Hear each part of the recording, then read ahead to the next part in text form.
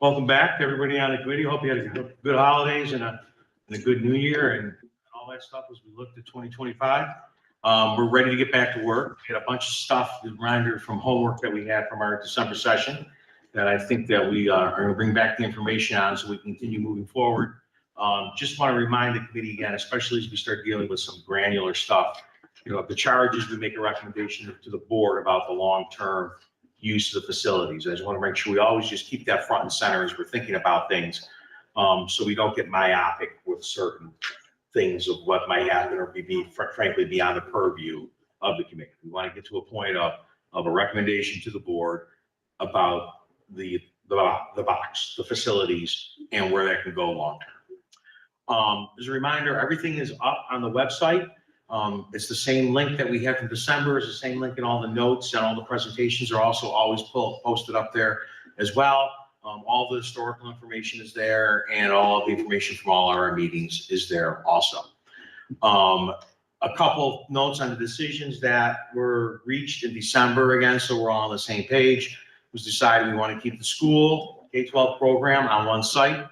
We're no longer, the Thrall Dam site, the old site, off the table. We're not revisiting that or having a conversation about that going forward. We also determined it was cost prohibitive to be able to put the school functions here as well. So those were the tenets we used from the last meeting as we look forward to coming out with some options. So in terms of our homework, what we said we were going to look at to have for this meeting to talk about is the program review, which we'll go through tonight. And I'll preface it by saying we have nothing fancy in here, and it's really a nuts and bolts program about what we're talking about. It was the same thing that was initially sketched when the analysis was done about what the facility need would be for a new building or otherwise. So it's very nuts and bolts about what we need in terms of space. We wanted to do a breakdown. Remember last meeting we talked about what if we didn't do all the renovations? What if we did renovations only up to the level that was going to get aid? What would that look like in terms of cost, and what would those renovations look like? The original amount of the renovation project, remember, we'll get to that in a bit, it was 25+ million just in renovations, and that had to do with moving the classroom, moving all the spaces out of the basement and a lot of other renovations. We scale that back and see what the cost looks like on a delta between doing those two things. Conversation about what would be included and what would be included and what wouldn't be included in a limited renovation. And I'll keep coming back to this a lot. The total renovation was the total renovation. That's why it's a lot more money. Limited renovation will be dealing with what was in the BCS in terms of envelope and mechanicals and health and safety and all those things, plus another 2+ million or so in limited interior renovations. We talked about, can we have the transportation facility and the fields on the site? That answer is yes. There's a drawing of that in your packet. And there's, thanks to Taylor and the phone Mike at BCA, there's a big drawing of that as well. The short answer is yes, it will fit. We'll talk more about it. But the question is the cost associated with making it fit, because we would have to demo everything. We'll talk about that at the end. And then again, hopefully continue to work forward to recommendations to the board in long term. So that was our homework. We want to get right into it and start talking about what these options might look like. You might remember in December, there were a couple of parcels the realtor brought to our attention, literally the day of the meeting, and we had an opportunity to check those out. Unfortunately, they won't work for a variety of reasons. Site costs, infrastructure, one has power lines, another one is divided. There's just nothing that would, in any of those parcels that we talked about in December, that came up from beyond the first exhaustive search that would say we'd be able to cite something there recently. So that part, I think the window is really closing on what any other options might be. I think we've done really exhaustive work. Still working with a realtor, if something comes up, that's great. But in terms of a site that would work to be able to do this on in the district, I'm pretty convinced that we have done a very exhaustive search. The committee did that several years ago. We went back out, we've turned over all the rocks. We've looked at anything that's come to our service. Just a couple of things about program. I know this is small, but I think a bigger sheet also might have made it around too. This is really just a room count. And as you look down through it, and I'm gonna open mine up as well. I can't see it from over here. Top half is essentially your elementary room count. this is what we said was agreed on that we would get aided for in terms of enrollment and spaces. And if you look at the top half of the chart, it's really kindergarten classrooms, first grade classrooms. It's essentially 2 deep elementary school, some adjacent spaces. And then if you look at the count on the bottom half of the chart, the rooms are labeled for what they are and what they might be. It basically includes 11 general classroom instructions for grades 7 through 12, plus those additional spaces. And there was a lot of exhaustive work for those folks that were part of the first committee that went into assessing what the program pieces are. I've done this in a lot of different capacities, and I can say with a real strong degree of confidence, this is very pragmatic program planning, right? There's no STEM room, right? There's nothing fancy about anything that's going on.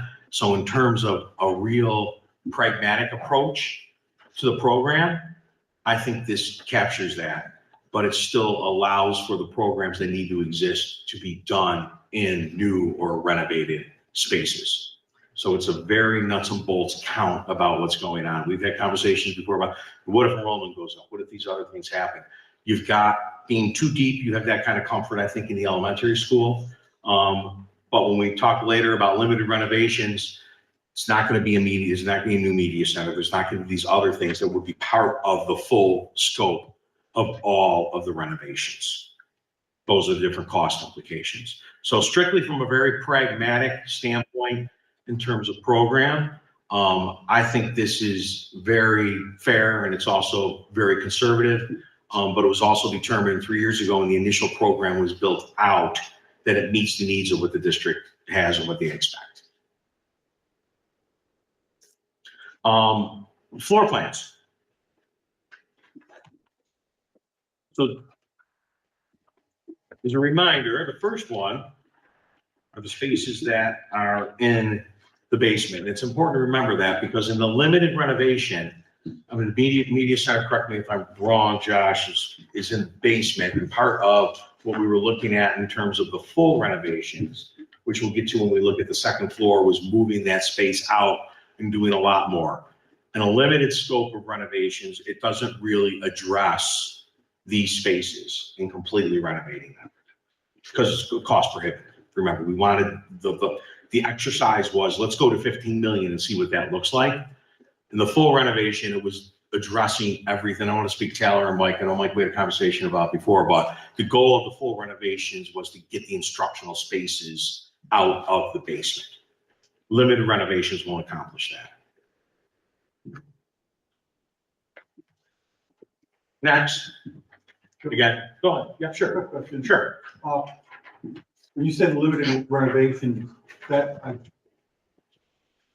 as I understand it, one of the key drivers to being able to use the basement is to come up with basically a totally new revised HVAC system, be able to exchange the air, et cetera.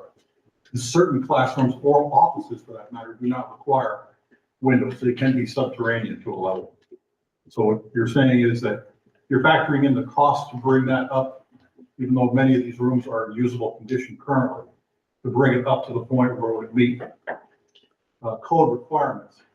That's where the additional above limited cost comes in. Yeah, and I think, and again, I'll ask Taylor or Mike to chime in. The original cost was getting the program out of there. And if we look forward to a couple slides, I don't want to get too far ahead of ourselves, but up here, there was moving the media center into a full new space, getting it right out of the basement. What it does, and Taylor, correct me if I'm wrong, but in terms of the BCA and in terms of infrastructure, replacing the mechanicals would address that in the basement, but we're not talking about anything else. Right. Yeah, the limited renovation scope in the basement too would enhance the cafeteria. Yes, we'll get to that. Yes, just $400,000 we put towards the cafeteria. Yes. Yeah, so mechanicals, still mechanicals, regardless of what the space. You're not using the space. You're still going to have to be able to use the space, but it doesn't get the instructional parts out of there and do a new part of a building with real extensive renovations. You're gonna get the mechanical, you're gonna get the envelope, we'll deal with the MEP stuff in the basement. If I could just add on to that. Again, nothing, no surprises. I know even when it's blown up, it's not labeled that great, but we do have the boards that we can pass around to talk about later as well, where we really tried to go through and label every space for each floor. And the same is the case for the second floor as well. And again, I think this captures the secondary program really well in terms of what's necessary from a minimum educational strong program perspective. And it really leans back into the work that the committee did before when it was determining spaces, whether it was going to be a new building or whether it would be a renovated building as well.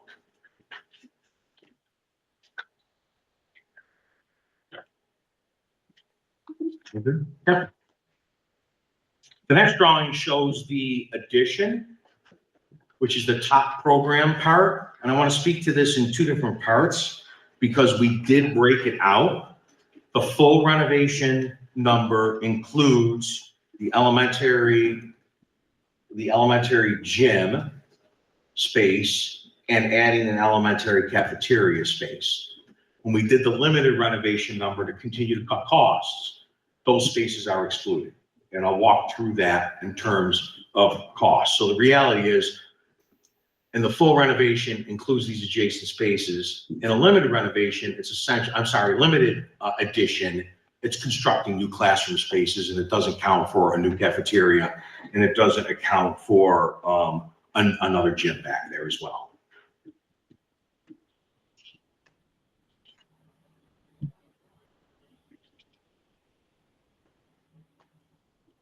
Again, in the full renovation spaces, we propose moving the media center up. This goes back to the original Mountain View plan.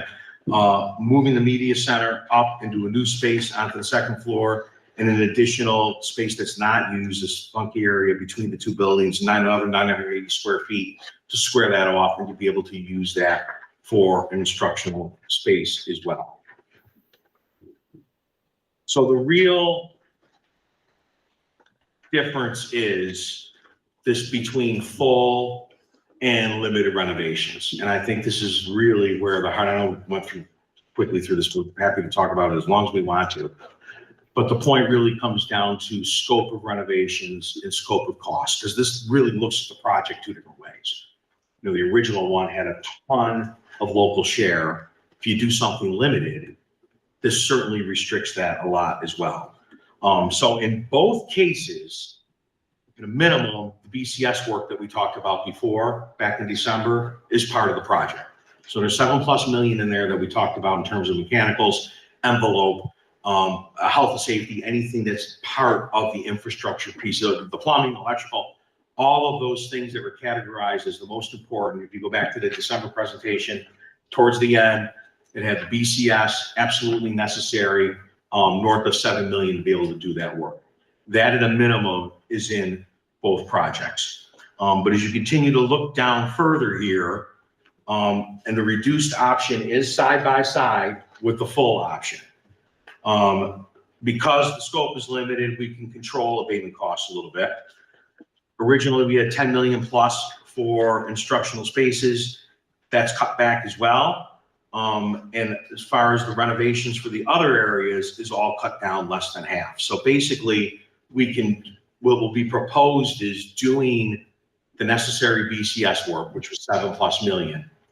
To get to that MCA number, it allows for about another $3 million in construction.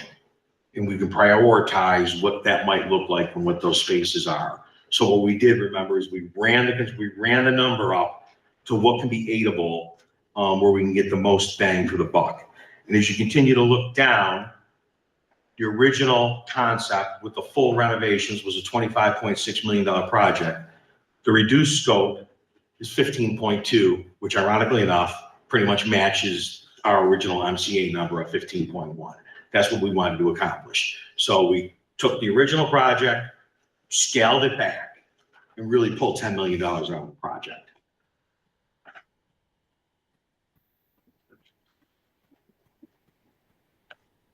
Going on to the addition, and this is what I alluded to before. We took $2 million out of the addition by not including a gym and a cafeteria and eliminating some of the other renovated spaces that we discussed before. There still is obviously a lot of site work that has to deal with that. Septic's back to the leach field, right? There's still at least $1 million in site work that's going to have to be addressed. But when you look across the board now, instead of a $14.1 million addition, it's an $11.5 million addition.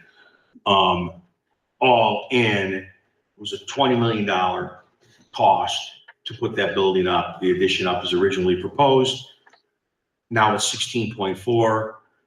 And that gets us to a total project, which is our bottom line here, which we talked about in December. It's $45+ million project is really a $31.6 million project when you limit all of the additional work and all of the additional renovations and some of the aspects of the new construction as well. I try to do the neat summary sheet as possible. You know, what's the bottom line? What are we really talking about? Remember, the MCA for the entire project, renovations and new, was about 26.5 million. That's what you're going to get your aid on. So 90.1% of that will be aided. So the real cost is 2.6 million. So you're in for that 2.6 million at 26 million in renovations. Total project for the full renovations was 45.6, which I just mentioned. Limited brings it down to 31.6.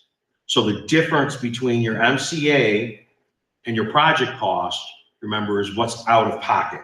So when you did the full renovations, it was 19 million, but limited in scope, it's only 5 million.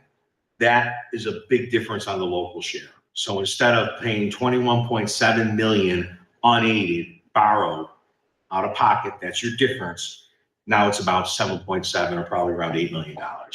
That's the delta in terms of out of pocket between fully renovating Mountain View and doing the full addition with the cafeteria, with the new media center, with the other things we talked about, the full renovations in the basement, versus doing everything in the BCS that's absolutely necessary to prioritize BCS items, plus another $3 million or so for some renovations. You know, you're not going to get new VCT everywhere. You're not going to get new millwork. It's not going to be a like new renovation, you know, but that's also why it's $15 million less, right? Yeah, but the other thing to keep in mind is that these are not the bottom line figures because it doesn't include athletic fields. And transportation, et cetera. You're 1,000% Still correct. need to be added to these figures. You're absolutely right. Remember, we'll get full aid on the garage, which is good. We have to deal with site. We're going to have to deal with athletic fields. You're absolutely correct. Absolutely correct. Joe, Sure. The bare necessities, I felt like last time you talked about it, what's the time frame before we have to do more renovations because we've just done the bare necessities? Or is that even? Yeah, I was just saying, Taylor, you want to speak to It's going to fluctuate. all the BCS, the MEP stuff? Yeah, so the MEP stuff we're doing that either way. And that would have been the case for both buildings if we ended up with a 2-building solution. Please tell me what those. I'm sorry, all mechanical work. Mechanical, electrical, plumbing, yes. The other items, those were all pretty much less than 5-year end of life. You have others that are within 10 years. Finishes in the like tip, those will last a bit longer. But then again, you have abatement and everything when you have to take care of those. But we hit on a majority of the systems, if not all of the systems that were, within 5 to 10 years remaining. With code changes and the like happening every 3 years or so, the next BCS that comes around, you might see another increase, but I would say 8 to 10 years for the next major group. Thank you.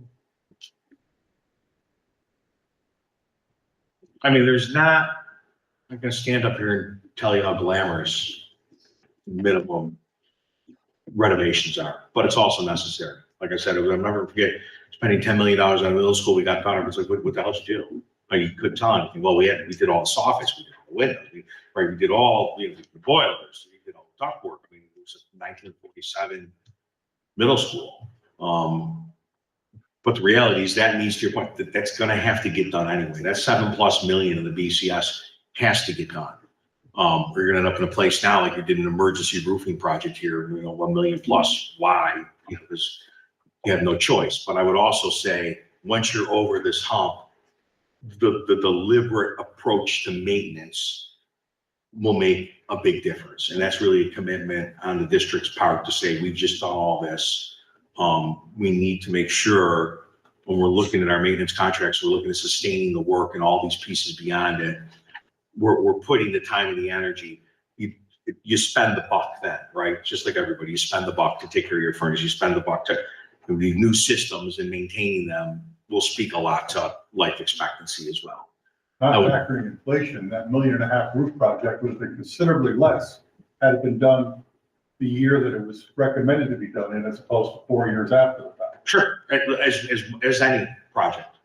And I think we're on about a 10 to 15 year cycle on capital projects. I know we did the one in 90, and we've done 2 or 3 others, about a 15-year interval in that neighborhood.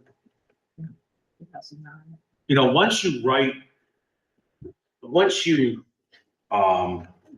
address all of these issues, I'm a firm believer in every year it's $1 million, it's $1.5 million, it's whatever it is. Because you'll still have probably, by the time all of that comes around, 5-6 years from now, when everything gets done, you're back onto an age schedule, you have other things coming out, but it's literally that kind. I always call them SIP, capital improvement plans. Every year when we vote, when we do May, we always do the budget vote. We always, usually, if you're doing vehicle purchases or anything else like that, but we always did a SIP. And sometimes they're small, and sometimes they're bigger. But that's the conversation that the board and the committee has with the community, and says we spent all this money. We're going to spend another, 7 years from now, it's $500,000 to continue to make sure things are on track. So you're doing $500,000 every year in preventive maintenance or addressing what's going on. It's just like anything else. To the point about the roof, you don't want to get to the point where you're having to replace it. A couple. Sure. The first is, we're talking about now renovations, additions at Mountain View. Have we officially ruled out a new building on a new site? And I'm not saying that we should or shouldn't, I'm just asking the question because I think we need to make that decision. I'm not sure that in the remaining 5-year window that we have left from the original 10, that we have time to find another site, draw up new plan, get all the testing and approvals of the site done, submit it to state ed, get approvals from state ed, conduct info sessions for the public, and hold a referendum. Yet nothing indicates right now that there's another viable site. So would it be appropriate to make the decision that we are moving away from that? If myself, I would suggest that.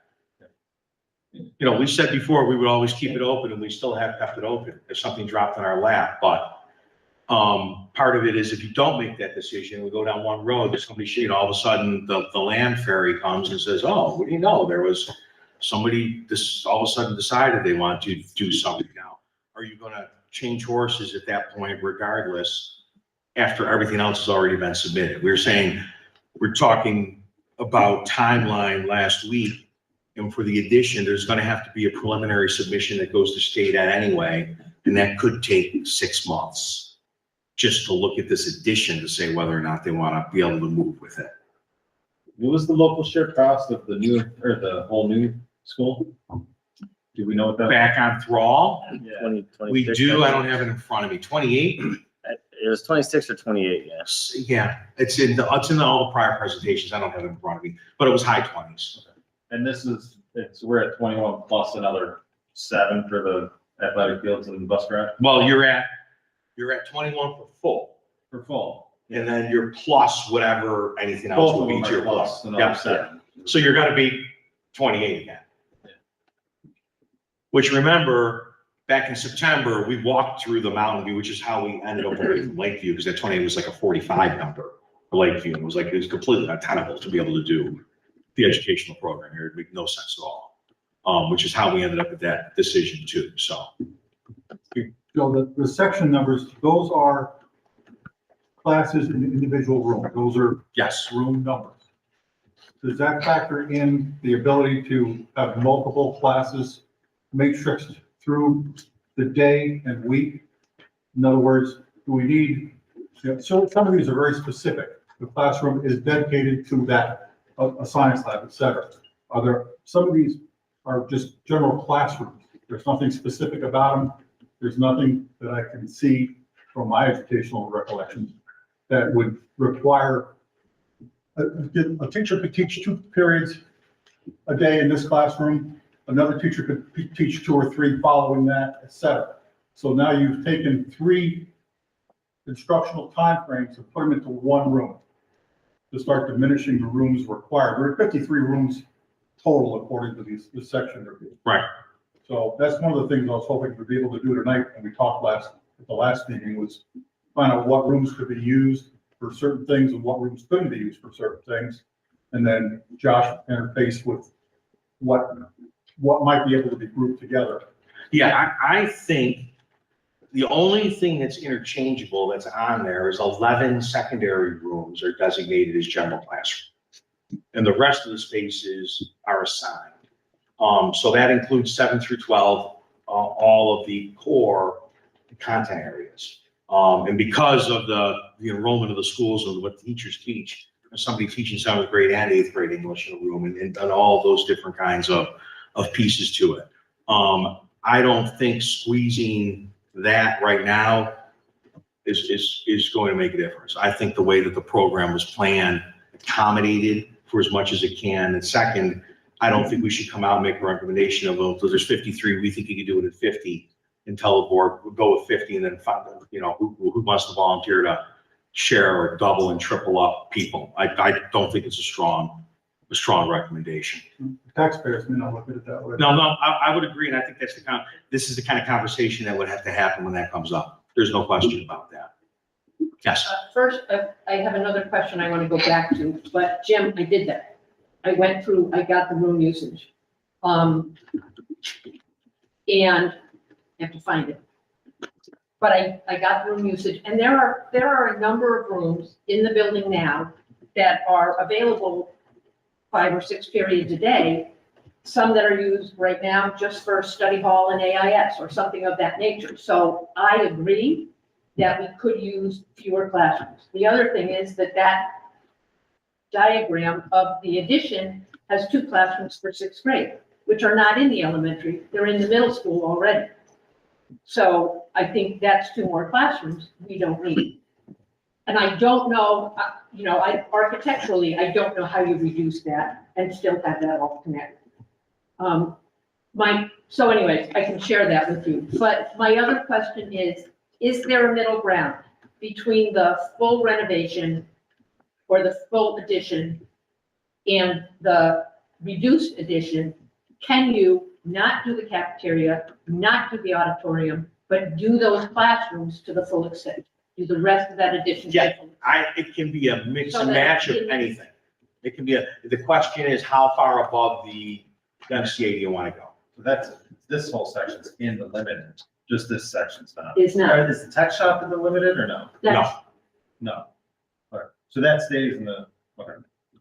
But you're still adding on to elementary school to just reduce, the only thing you aren't doing is the cafeteria and the. Yeah, you're adding 2 teeth from PK. So then if you put that out, you could take the 2 and the classrooms off. Yeah, we could pick And and choose, shorten it, right, we could always add that in and then just still do a limited rental on that too. Sure. But it's Yep. whatever cost we want to decide we want to be at. We were at 28 million on the previous brand new school. For the same cost if we do all the renos, or we're 14 million if we do limited. That's So do we want to be at 14 million? Do we want to be at 20 million? Do we want to be at 28 million? That's what we need to figure out. And then they can choose what we want to add in off of that. and we haven't made, and to the point is we've been looking at the numbers, not that level of detail. Is it this classroom or that classroom? We're not gonna, that's a ton of work. not gonna invest into it until that the decision's made to go down that road. What rooms are which and what room needs to go on. Even in the limited, like we said, there's money, it has to go to the cafeteria. There's no question about that. The cafeteria needs, I think, about $500,000 that's been allocated under both plans to do renovations in that basement for the cafeteria space. That's Full rental, definitely what's gonna happen. happening in the auditorium? What Reno was? Full rental. What is the breakdown of what's actually been done top, right? Oh, Talon? There's some exterior works in the glass block. The stage was gonna be redone, maybe some curtains, new bleachers possibly to bring it up to ADA code. No major like interior rental kind of thing, or? No fixed seating, nothing along those lines. It will still remain a usable. It was a multi-use auditorium.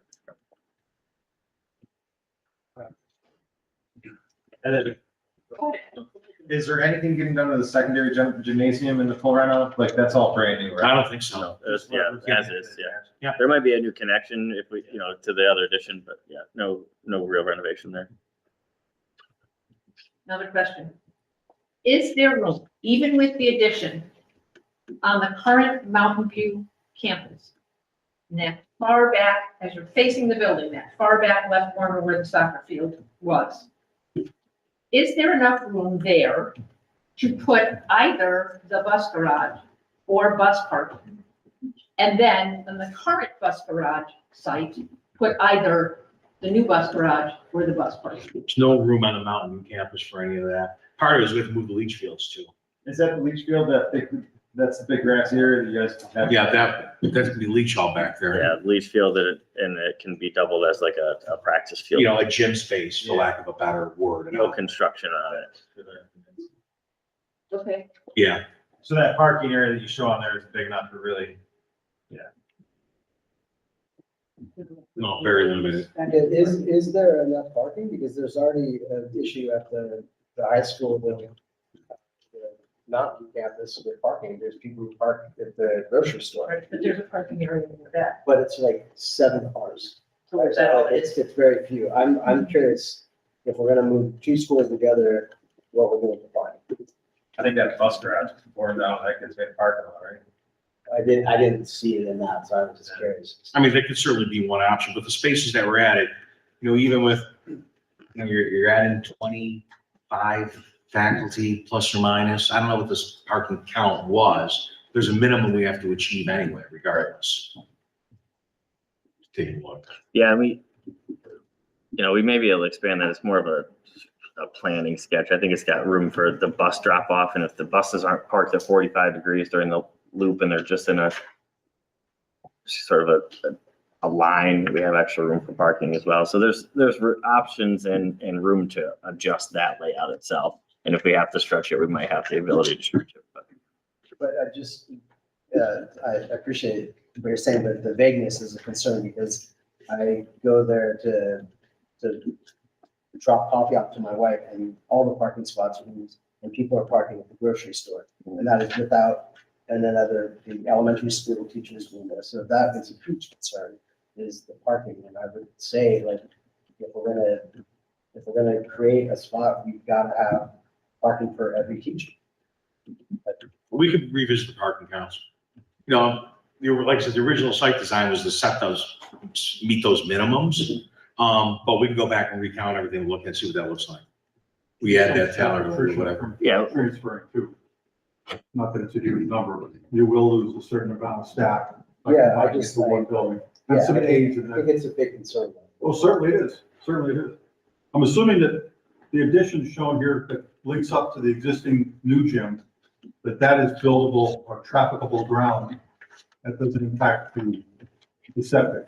No, that's why it's all being relocated to the new play area. It needs work anyway. So in order to increase the size to accommodate the addition, we're relocating that all to the play field I'm pointing over there because I don't have anything in front of me, but the open green With space the newly relocated septic then, this would be trafficable ground? That- where the building addition is, yes. The new addition is? Yes. So a portion of that was eliminated, that could in fact up to a point be developed into parking. Parking, sure. Yep. Sure. Yeah, and we talked about the sixth grade classroom. So if the addition gets smaller, we can tuck it up closer.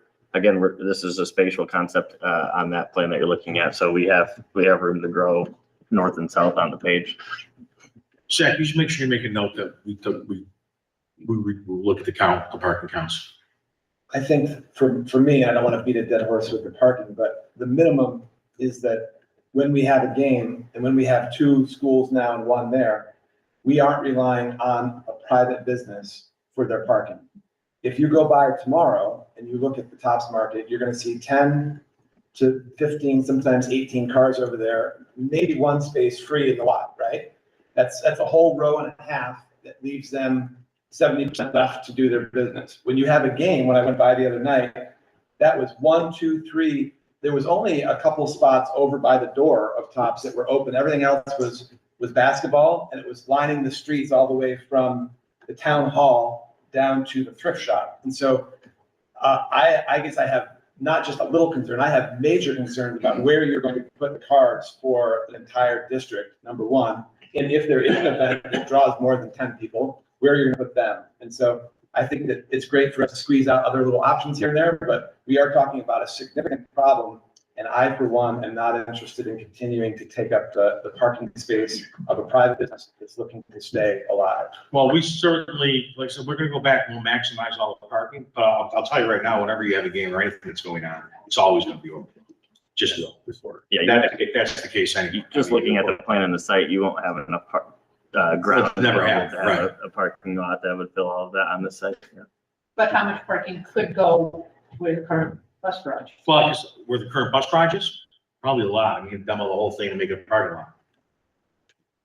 What's the relative cost of a elevated parking garage? Oh, the most expensive thing in the world, that. There's nothing more expensive to build than a parking garage. You know that. I'm not opposed, don't get me wrong. So Sure, go ahead. Let me back off of something that Jim mentioned earlier. He talked a lot about how preventative maintenance is clearly a more efficient way to do business. My concern as we start looking at these numbers, we're looking at a bottom dollar of $7 million to get some infrastructure things to come up to code or to standards or to safety or to the state, whatever. And we're not going to do a bunch of other stuff if we were to go that route. My concern would be, how much more efficient would it be to do a whole bunch more while the building's opened up? And are we, in essence, kind of shooting ourselves in the foot, meaning like the pay me now, pay me later thing? You know, are we going to pay for it now? Or are we going to pay for it in 8 years? If we're paying for it in 8 years, are we going to pay 3 times as much for the same thing because all the walls are now wrapped up? And are we going to have another level of disruption? So like, I'm with like pay me now or pay me later. I really think that part of this, and I do believe that Jim is correct, if we do these things on schedule preventively, we're going to be much more efficient, much better off in the long run, which then brings you to that 21 million, which is an ungodly amount of money to even think about making a decision about without having transportation or athletic fields even remotely close to pigeonholed into that. So like, we're potentially leading to a scenario where we're going to be way above the local share that we had last time around, and we have half the time to pay for it and a higher rate of interest. And so we're not going in a direction that's going to be suitable for taxpayers. We're not going in a direction that's going to be suitable for efficiencies. And so I just wonder where we've sort of, again, pigeonholed ourselves into this. Yeah, I think you've got to look at the things that aren't in it. I don't think it's decreasing the efficiency or the value of the building. I think it's eliminating things that we decided, well, we can live without this. Not that it's going to make any difference in 15 years about what we have to do, because those things they're not there. So it's not as if. Is the full rental gutting that whole existing building? It's modernizing a lot of the classroom spaces, the science labs. It's a lot of it's stuff that you'd see. Of all the rooms and stuff too? Or? Not really. No, it's really, I think the point, getting in and modernizing the data spaces, the labs and those kinds of things, and facelifting the other spaces. If there were a couple rooms that we could turn into larger multi-use rooms, so we would look into that for the part of the major the full renovation. Yeah. But yeah, it's finishes, window repair if needed, beyond the. And again, the upgrades we're talking about, a lot of that's subjective. If you walk in and you look at this, well, geez, it'd be really great to do this, because in 10 years, we may want to do something else. But if in reality, we may want to do something else, but it'll last another 15 or 20 just as it is. Why spend the money on it? This is, professionals are here to help us go through all this, but in a lot of cases, I think we need to have a portion of the committee familiar with this stuff. We'll walk through with the architects and get justification on a lot of this. Maybe I'm talking through my hat on it, but So that's, we're talking about the decision making. It'd be nice to do everything. Right, let's go back X amount of months, right? It started with, was it the site? Was it the number? What was right? We said, nobody wanted to be at that site dead. Right, now the question is, was 28 million a problem? As opposed to, again, just renovations on that site, 21 out of pocket versus 8. What's the difference? Yeah, renovating a lot. Will the lab be up to where it is? Well, remember, we got 3 million left, and those are decisions that they're going to make when we look at this and say, we got 3 million left for construction. What do we want to hit? What's in the worst shape? Or what is the most, from a program standpoint, the most important things to hit? Is it that media center? Is it the labs? Don't know. But then what you're describing, this is decision making. Quite on it. Yes. Have you accessed the database, Forecast 5 Analytics or some other database to obtain student population forecasts for the next 5 to 10 years? And if so, what information have you gleaned? Because if we're planning, in addition to what we have, we want to look at what is our student population going to be in the future? So I lean to Josh on that. We've used whatever data. Yeah, the district has the given us. original, you had to submit the 5-year with the original plan. And there's cohort survival built in and all these other things. Candidly, if we updated, it might go down. Which I don't think anybody wants to have. You're required to submit with the project, the 5-year projections, and we're still in that window. And I always kind of believe in letting sleeping dogs lie a little bit with that stuff. And if it does go from 300 to 307, it doesn't matter. And it never captures inward migration. It's really about, it's new and existing home sales.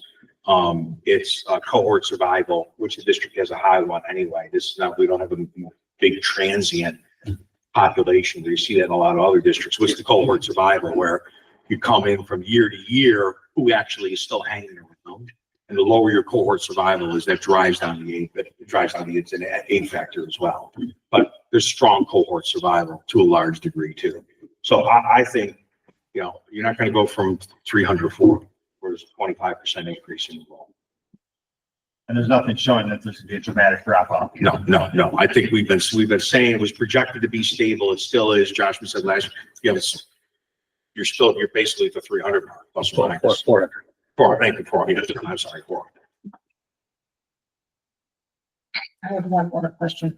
Has someone met with perhaps the town supervisor to see what various options there are available for maybe athletic fields, and also what the status of the wastewater project is for Elizabeth Town if we're thinking about our expansions? I met with her about the fields. Excuse me? I had met with her about the fields, about Noble Terrace and the golf course, and she said that she believes at this time they are not interested in selling either property. Yeah, the Noble Terrace property, I just talked to someone from the town. They're building a softball ball field in the back corner of it. But they did say that possibly could happen is, you'd have to, it'd be a hard push, is taking over the 9 hole on the golf course, but maybe she seemed to think that both the soccer fields could fit there, but one person I talked to, I did talk to another person on the board, on the town board, but they didn't think that any of that would ever pass to try to get any of the golf course property turned over to the school. And then I believe the septic system, there was an article just came out in the Adirondack Explorer that I think the money's pretty much, it's coming from the, I can't remember, joint infrastructure program that they signed federally. That money's been allocated for it. So like the septic system that's planned in here, I mean, that septic design they have there, I mean, they may coincide, and may not have to happen, so. That's a possibility, but you can't rely You on. can't, yeah, you got a plan, Yeah. right? But a large factor in staging or planning the septic project has to do with the hospital and the county and the school Yeah. as potential users, right? So like, it is a little bit of an. It's sucked for us to put a brand new septic system in, and then. Right, and also reserve that space and not include it in a bigger thoughtful plan. It does, these are hard. I mean, moving that parts. could be a cost that comes out if it looks like the thing's gonna pass through the town, so it's just. Yeah, you're still years, this isn't, Yeah, what's the you septic? know, you're not 6 weeks out on that, you know, all of a sudden, we design and get plans in and Yeah. 18 months from now, the site plan changes. Two may coincide. Right, okay. Unlock the In door, which case you have room for a bus garage. Because you don't have a leach field there anymore. or certainly park. And we haven't discussed the possibility of the Westport. No, we haven't moved on to the field conversation yet, yes, not at all. I think that kind of coincides with everything. though. Yeah, it does, absolutely. I don't want to rush anybody through this conversation, that's all. You know, I think it still comes back to, which is kind of a segue to the field conversation, even say it's 10 million on fields, right? You got a tough site, it costs a fortune. You're still a $17 million, $18 million project versus 20 million. And again, if we can find a happy medium between the two, we can take care of a lot of the things that perhaps will need to be done in the future that we can take care of now when the cost is less and the building is already open. And then, put off some of those things, but it still would bring the cost of the project down from the 28, even with the fields. But give us more advancement, I guess. Yeah, no, you definitely will be under, there's no question about that. This approach is a significant savings, even if the field conversation grows substantially. It's going to be more anyway. It's not like we're on a perfect site and all these other things, which we can move to too, but the challenges with this site, there's a lot, obviously. The topography is brutal, as we all know. Like you walk up right from where you come in. Go ahead. Josh, currently the Westport bus garage primarily is just used as a staging area for dispatching the buses, correct? Yeah. Yeah. So does that function no matter where we were? If we were all at Mountain View, would that still be a logical and viable place to, at least for the time being, stage a portion of the buses that dispense from?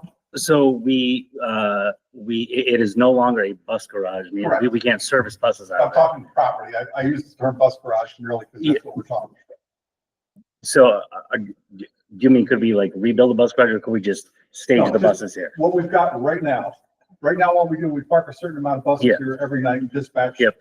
from here in the morning. If we were out in Mountain View as the new facility, would it still make sense to store and dispatch buses logistically for the district? A number of them here as well as a number in Elizabethtown. I'm going to say yes. However, I don't know if that changes our bus routes at all. I think the answer to that is yes. I would want a little bit of, have a couple, a few Not holding you to conversations. any of it, just- Yeah. just your opinion as the- I would think yes. So for the interim, we get back to the point of when do we truly need a bus garage? And now with the new administration in the White House and the change of the edict on electric vehicles, who knows how that's going to impact electric buses going down. There are a lot of dynamics out here that can take place before we unlock a new door to the building here that we're having to deal with now. We may not have to deal with down the road. You just need to be prepared. Talking bus garages, someone did bring up to me, put in the bus garage down by the Eaton Fire Station. That property that the cart place is currently on, that's owned by the town, but it's rented to the golf cart company. And there is space there for, plenty of space for bus garage, and it'd be a good spot to go in and out. It's just, I think the town would probably be open to that. It's just, I don't know if it's in a flood zone, if that'd be a problem. I can give you guys a lot number to look into. Sure. But just, what do we currently really use the bus garage for? I know back a number of years ago, we actually did a considerable amount of bus work in the garage, other than just cleaning buses now and whatnot. I believe most of that is now farmed out through contractors like MA Jerry, et cetera, if we get into. I mean, we have a mechanic who does a fair amount of work on the buses. Yeah, plus you're doing inspections every day too, Josh, right? I'm sure you're doing 19s every day and. Yeah, I don't want to put him on the spot, but our facilities and transportation director is here. You want to talk about what the bus garage is being used for? We have a full-time mechanic who does do inspections. He does all minimal and major maintenance in that garage until he hits, as you know, as a mechanic yourself, Jim, proprietary work with computer-driven stuff he can't do because we don't have the software. So he does the 30-day inspections, the DOT inspections. He's there every day. I understand we don't have the lift anymore. We're not. We have a lift for the buses, but we don't have a lift that'll pick up our vans and our smaller passengers. Okay. That's about a $4,000 investment. Is there room for it? There is, it was on hold prior in case they. Yep.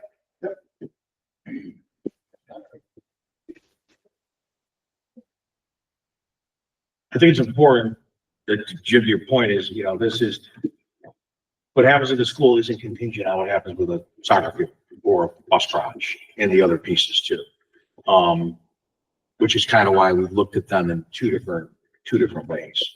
We can't figure out what we do with the garage, so let's hold up any renovations for the next, what it might be, or where we want to put it, or what might want to do it. I think the approach of looking at them related, because the problem has to be solved, but not interrelated. Right. It all still ends up having to be put on the same sheet of paper Yes. with aidable amounts to take to the taxpayer. Yeah. And Right. explain this. So Right. separating it might help us make some decisions and move forward, but I certainly think that obviously as we move, philosophically, if we end up with a $7 million renovation for educational spaces and we end up spending $10 million on fields and other things, I'm not going to be particularly jazzed about that. I don't know, is that what do we value? What do we value? And if we're spending over the amount of money that we are valuing to fix up our building and make education cutting edge for our kids in the future, I think it's not something that I'd be super jazzed to be part of. But I'm not disagreeing with you. No, I agree with you 100%. Help us, but I agree completely with you. and I'm the biggest. Part of the challenge is anything with the field is out of pocket, so it's always going to look like, you're not only spending 7 million, you're spending 23 million, but you're really only spending 7 because 16 of it is coming from somewhere else. The problem with the field is you're really spending. So you didn't just spend 7 million, you spent 7 million of a cost. You spent 7 million on a local cost on a $32 million project. Did you guys have a cost associated with putting those fields here? We want to move on? I'm fine with that. If everybody's good with it, we can take a look. Remember, our charge was to find out if it would fit. And the short answer is yes. The bus garage, there's a couple different designs, not married to any of these. The task was, will it fit? So there's a couple of different options where fields and the bus garage can go on the site. No matter how you slice the pie, all the existing buildings have to come down. Even the gym, because the problem is, if you look at it on top of the site, it couldn't be in a worse spot. It couldn't be, to Alan or Mike's credit, we sliced it up 1,000 which ways from however to save it. It was like, okay, maybe we make it the garage, or that'll cost us, right? We're going to dig a floor up, concrete in it. There was no way to make it work. It's literally like in the middle of where anything can possibly go. So the short answer is the site's got to get that one. And that's going to be at least 2 million. Remember, you're going to get 8 on the garage, which we've already talked about. So the rest of it comes down to the costs on the site, which would be significant because of the topography we're dealing with here. There'll be a ton of cut and fill. So until we looked at that in any detail, we wanted to make sure, one, we came back, we told you that it would fit.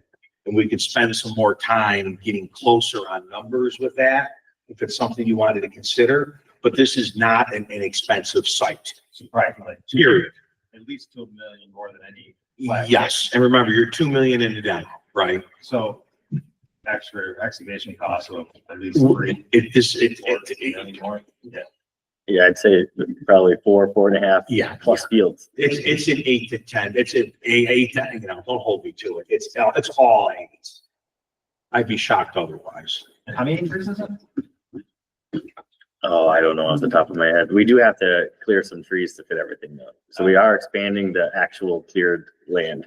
I don't have the demo lines on these because it was pretty tough to read, but there's, in the top left where the baseball field is, there's a large chunk coming out of there. The big blue through, that's, the wetland buffer around the river there. There's, like the almost 90-degree angle. There's a big chunk that comes between the two soccer fields. And then there's another chunk, on the bottom right-ish on the field between the bus garage and the Yeah, soccer that's field. with, like I said, both design. No matter how you slice it, you got, the garage has to come down, and this is not an easy piece of, we all know that. Like, you walk outside and you're looking down how many feet, right? It'll be a lot to manage the topography. Yeah, you're almost 60 feet. There are parcels that will work for that. That won't work for a school because they were too small. We don't need another 50-acre site to have to do everything. What would the cost be to replicate this plan on good ground? Not counting realty, just to replicate and have a design here. So the bus garage plus fields? Yeah. On a On a flat. decent, Well, we have 5 million for the bus garage. Yeah. And then, And that's aidable. 3 to 4 for the sites. I was gonna say, we were always carrying 3 million fields. And that was on a thrall, right, flat site, et cetera, et cetera. A lot of the other infrastructure will be going in with it. So on a low end, 3 to 4, 3 to 5 cops. You know, we always carried 3. We were always carrying 3. You know, it was also 4 years ago. We were always carrying 3 for fields. But you come into a site that's flat How much is April out of the 5? on the field, No, the bus garage. all. 90.1. Yeah, well, I'm sorry, you know your number, 90.1, right?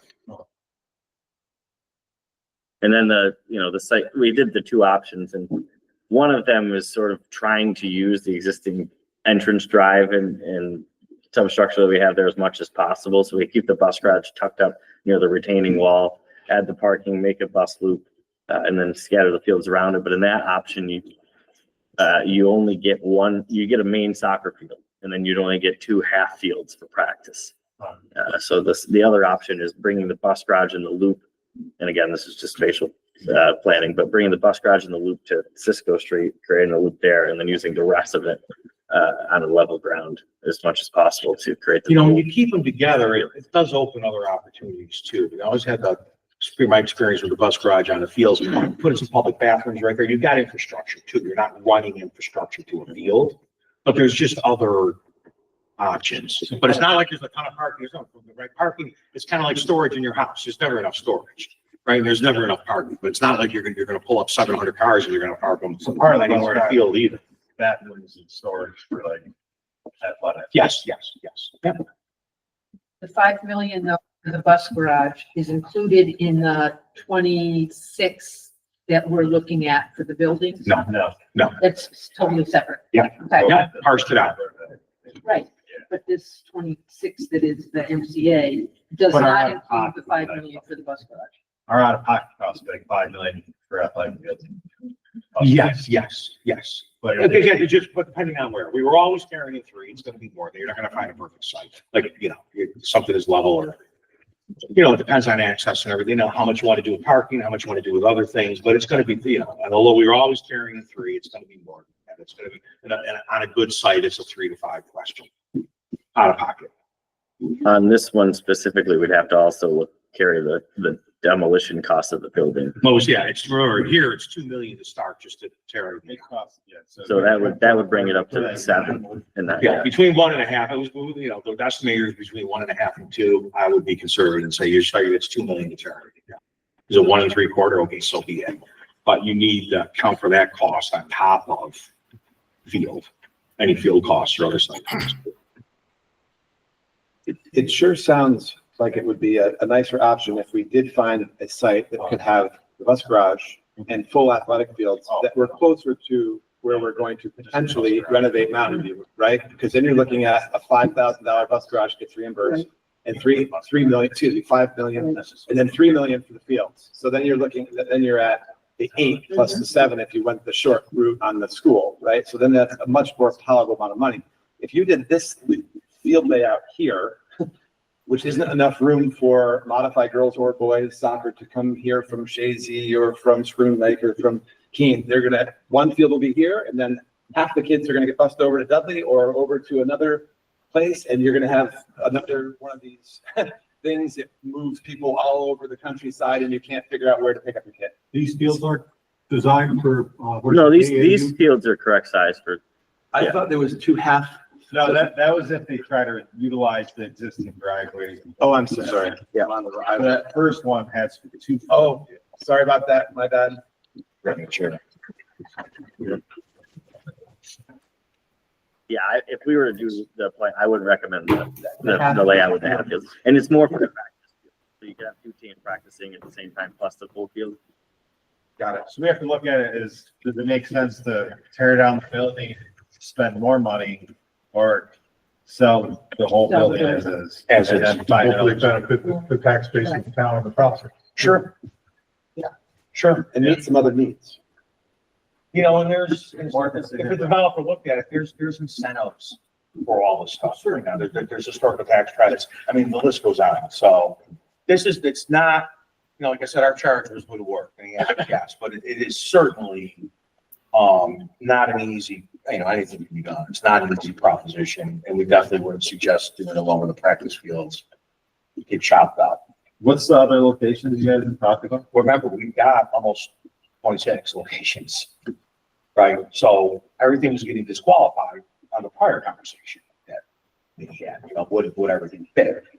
You know, which goes back to what we said earlier, you know, we got to walk away from this. No, everything's not going to fit. Now, I don't even know ballpark what we would, you know, is it 15 acres? I think 18 is coming. 18, okay, call it 20. Is there a 20-acre site out there that might work for fields? I don't know. We got to look again. But we also have all that homework. So it's not like we're starting from scratch. We've got A through R now. I don't know how many letters there.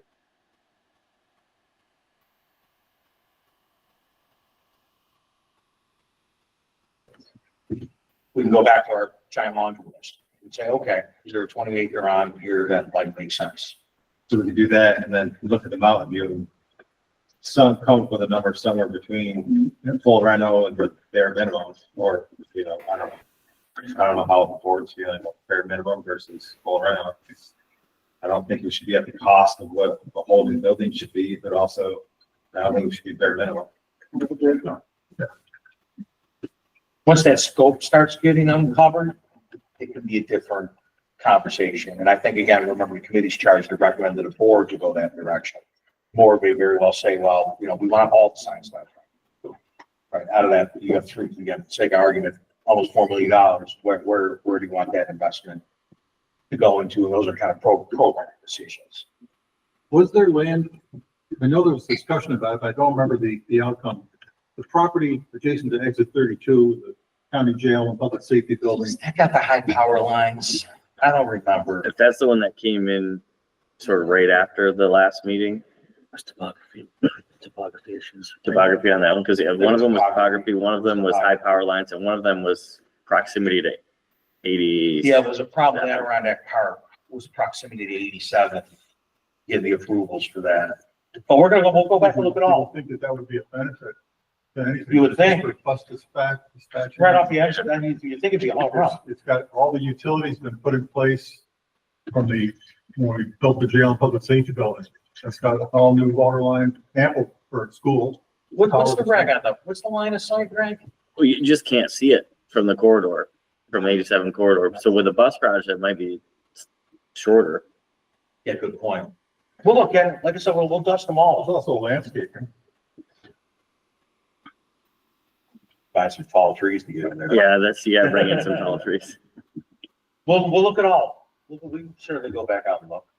John, do you remember, was the October Farm in Wadums, was that on the original list? I know we couldn't get in touch with somebody for that one, and I don't know if it was if it's included on the list he was talking about. Somebody did give me a local person who supposedly has contact with the owner, so I would be glad to share that with you. I don't know. Yeah, I would have to be reminded as well. I feel like we talked about it so much, I don't remember if it actually made a list or not. I don't, I will, I don't have that information. Is that the any one that longer. had a problem with the easement? No. No, that's next, it's next to.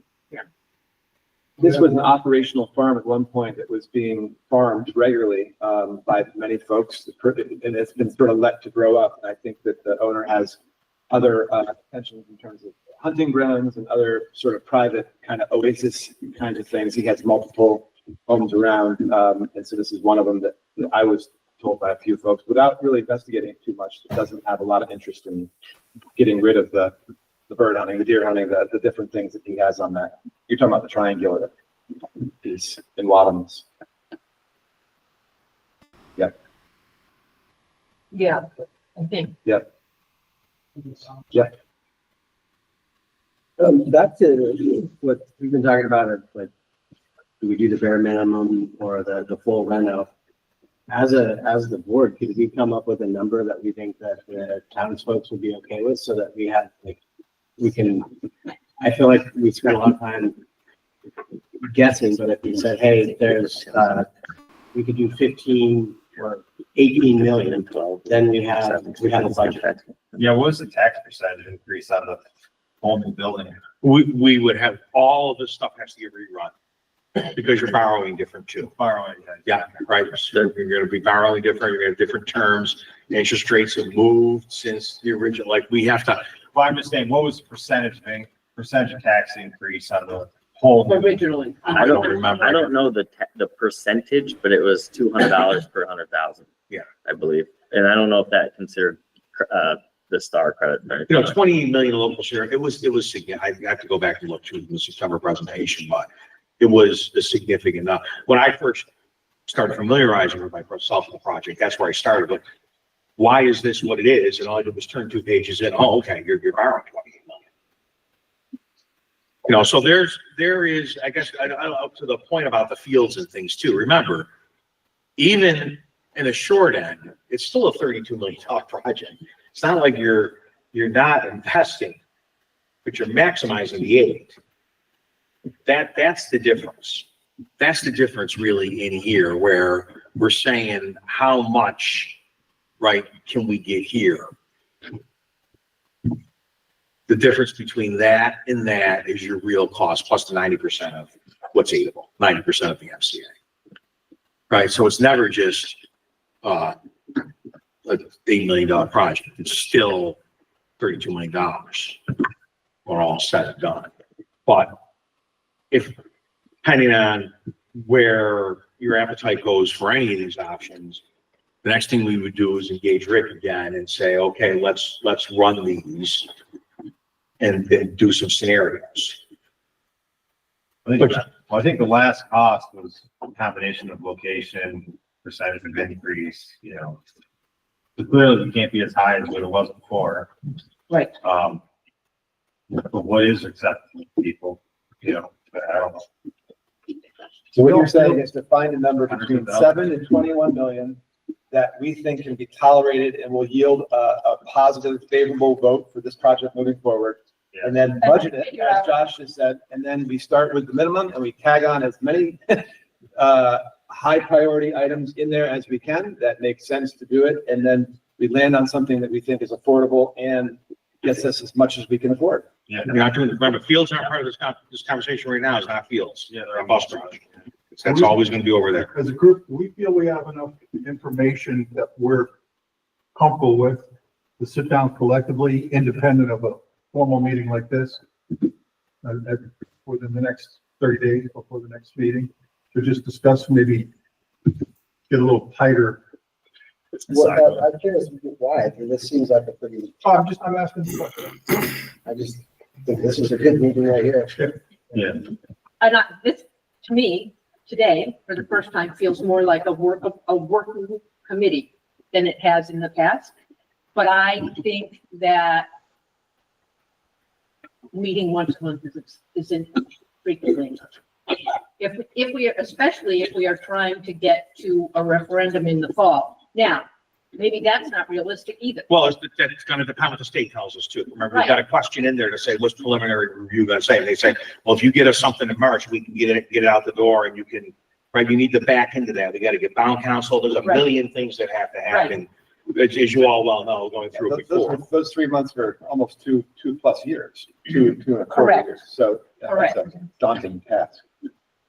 And I don't- hopefully, the and answer to Jim's hopefully it's question, moving though- fast for now. What I wouldn't have enough information on that would make a slightly more tight-knit conversation about these options feasible for me is that the interest rates and the rate of the term and the different properties and the different, that just gets a little hairy for me to even come up with anything that sounds sensible, because you don't know if it really is practical.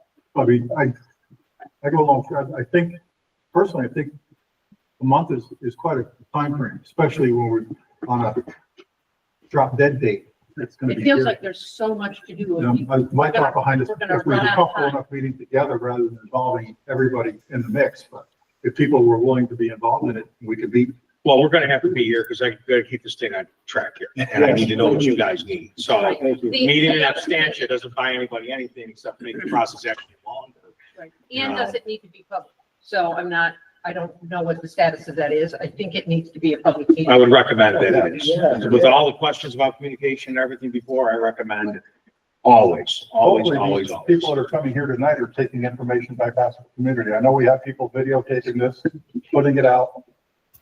I've heard a lot of feedback on that from people I was surprised actually paid attention to that thing. I mean, we could mock a scenario up and just like, right, when you're going to buy the truck. It's like, okay, it's $300 a month. Well, but what if I put down $6,000? Well, then it's $280 a month. Well, what if I put down that? Right. All right, we can, because really when you borrow, it's just like a mortgage, right? When you borrow, it's for every $1,000 equals X amount a month. We could do a blush based on all the things being equal at what 8 million looks like. And then you'll have a floor or at least an idea. And then there's a million variables, but it can put a real number in terms of value, local value. Yeah, what I would like to know is, what's the difference between these two columns?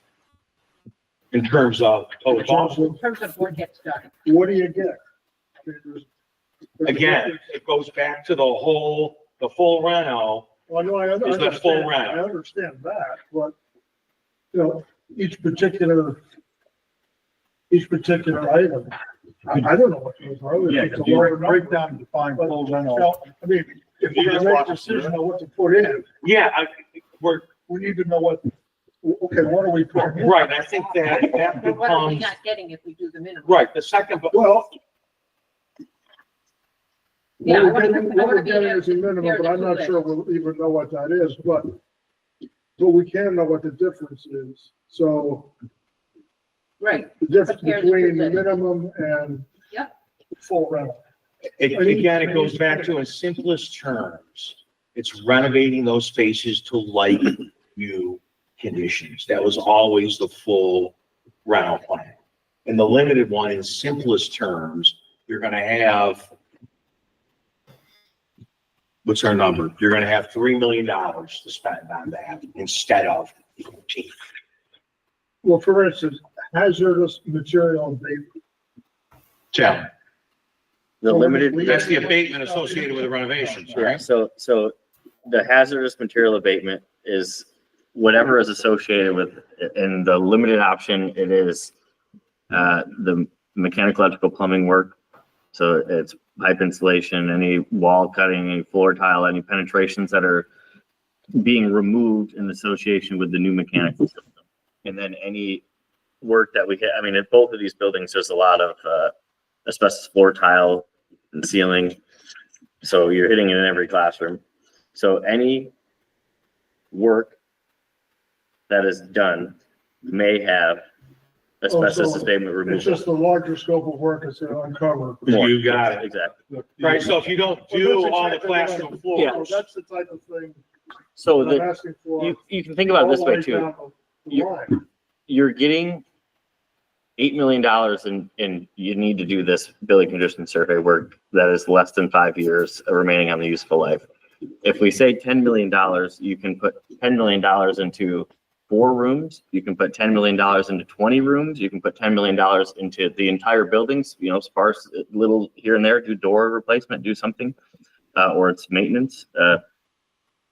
In the limited option, you're getting $3 million to do that. In neither option, I'm going to say the maximum option, the $10 million option, you're not renovating the entire existing building at Mountain View. So you're going to have a brand new addition married up to the existing Mountain View campus. And maybe we do some corridor work. Maybe we do science rooms. The home economics room is definitely in need of enhancement. You might pick program and tackle that in the project, or you might do replace all the flooring and ceilings and get rid of all the abatement. A lot of districts like to just take care of all the do all hazardous the floors, materials. do all the tiles, then you're gonna have the abatement, so it's gonna do it right, do all of that. There's, my count, when I went through during the tour a few months back at Mountain View, I can't recall if it was 13 or 16 classrooms that still remain with ACM under the carpet. Yep. And if I'm not mistaken, Josh, isn't it a tentatively planned abatement for this coming summer? Yeah. Now if that's been factored into this, that work that'll be performed this summer comes off of this list. It's not a huge chunk of money, but it's a sizable chunk. I can't speak to whatever else is in the school that requires abatement. I don't recall a great deal of it because I thought we got the majority of it hit way back in the 90s when we did the first renovation. Yep. You're always encountering more. The state's always saying, or the government's always saying, this is now new. Mm-hmm. So that's a variable from them. Just the variation in inflation is more than that. I mean, Right. Yeah, I mean, so the abatement work too, we test the whole facility before, or all at least the work areas before we do the work. You might find that it's all hot. You might find that none of it is. None of it is. They're testing everything to plumbing fixture caulking down. When that's removed, door hardware, everything. So you might find that it's 400,000. You might find that it's 175,000. Chalkboards, a lot of the mastic on the older mastic, chalkboards. yeah. Any renovation there, I mean, there's encapsulation as a solution instead of actual full abatement. But if you do the work in majority of those classrooms and it requires removing that chalkboard, that's an ad for every room too, just for the removal. But yeah, we could test it and it could come back negative. And any work that you do in-house prior to the project, we'd take that number and put it elsewhere in the scope, or we'd still plan for it as What you end up touching will determine. Yeah. A lot of the final scope will depends on how much work we want to do. And the original one was we're gonna do as much as possible in terms of getting the spaces up. Really serious renovations and the spaces that need it the most and facelifting the others. We do a pre-bid asbestos and lead survey prior to bid anyway. We're gonna do that prior to design. Or, once we know the scope areas of the building, we're gonna have a testing agency here testing every single area that we know we're going to affect. Yeah. Right. So we'll have that before we, Approximation of that cost for a building the size of Mountain View?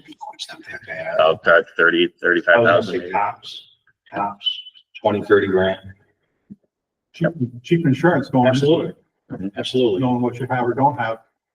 So, Joe, would it be possible to get those financial figures on this minimum cost, this maximum cost, and maybe a couple of stations in between there? Yeah, I think we'll talk to Rick, but basically a model where you can plug and play. So for every million more equals something on rate, equals something on term, equals something on. Yes. So then we can do whatever we want with it. Yeah, point. But we'll do 8 local share is a floor. Where's the tech shop right now? Like, is that? Basement, isn't it? It's in the basement. It's not actually a tech classroom.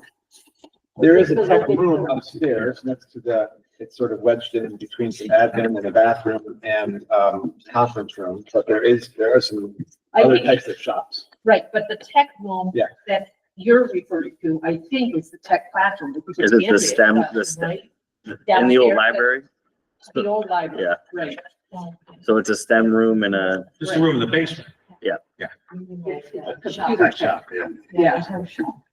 I don't see administration and clerical Yes, that's. listed on any of these required room utilization scale. What's this tech shop?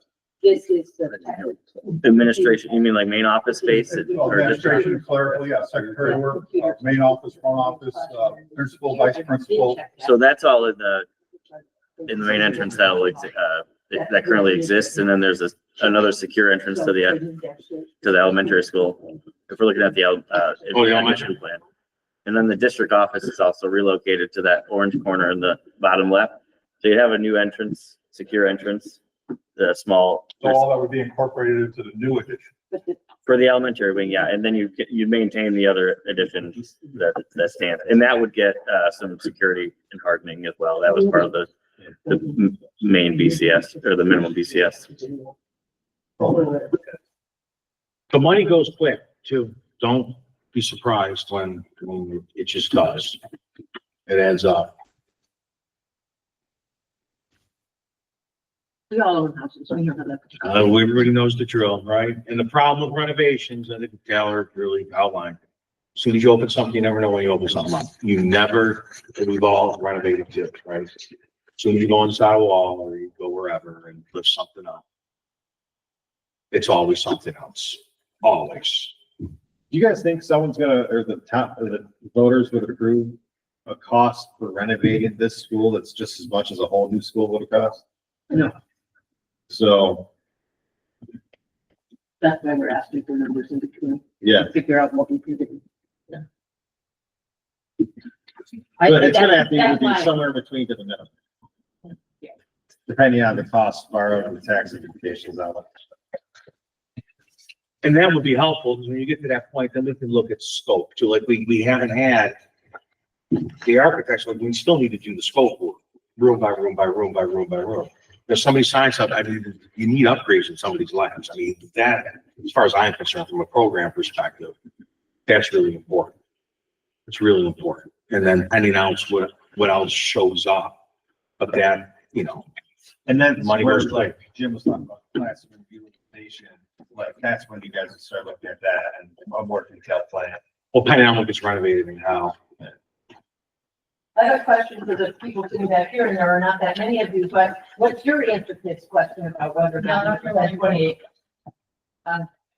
My first question would be, why such a large addition?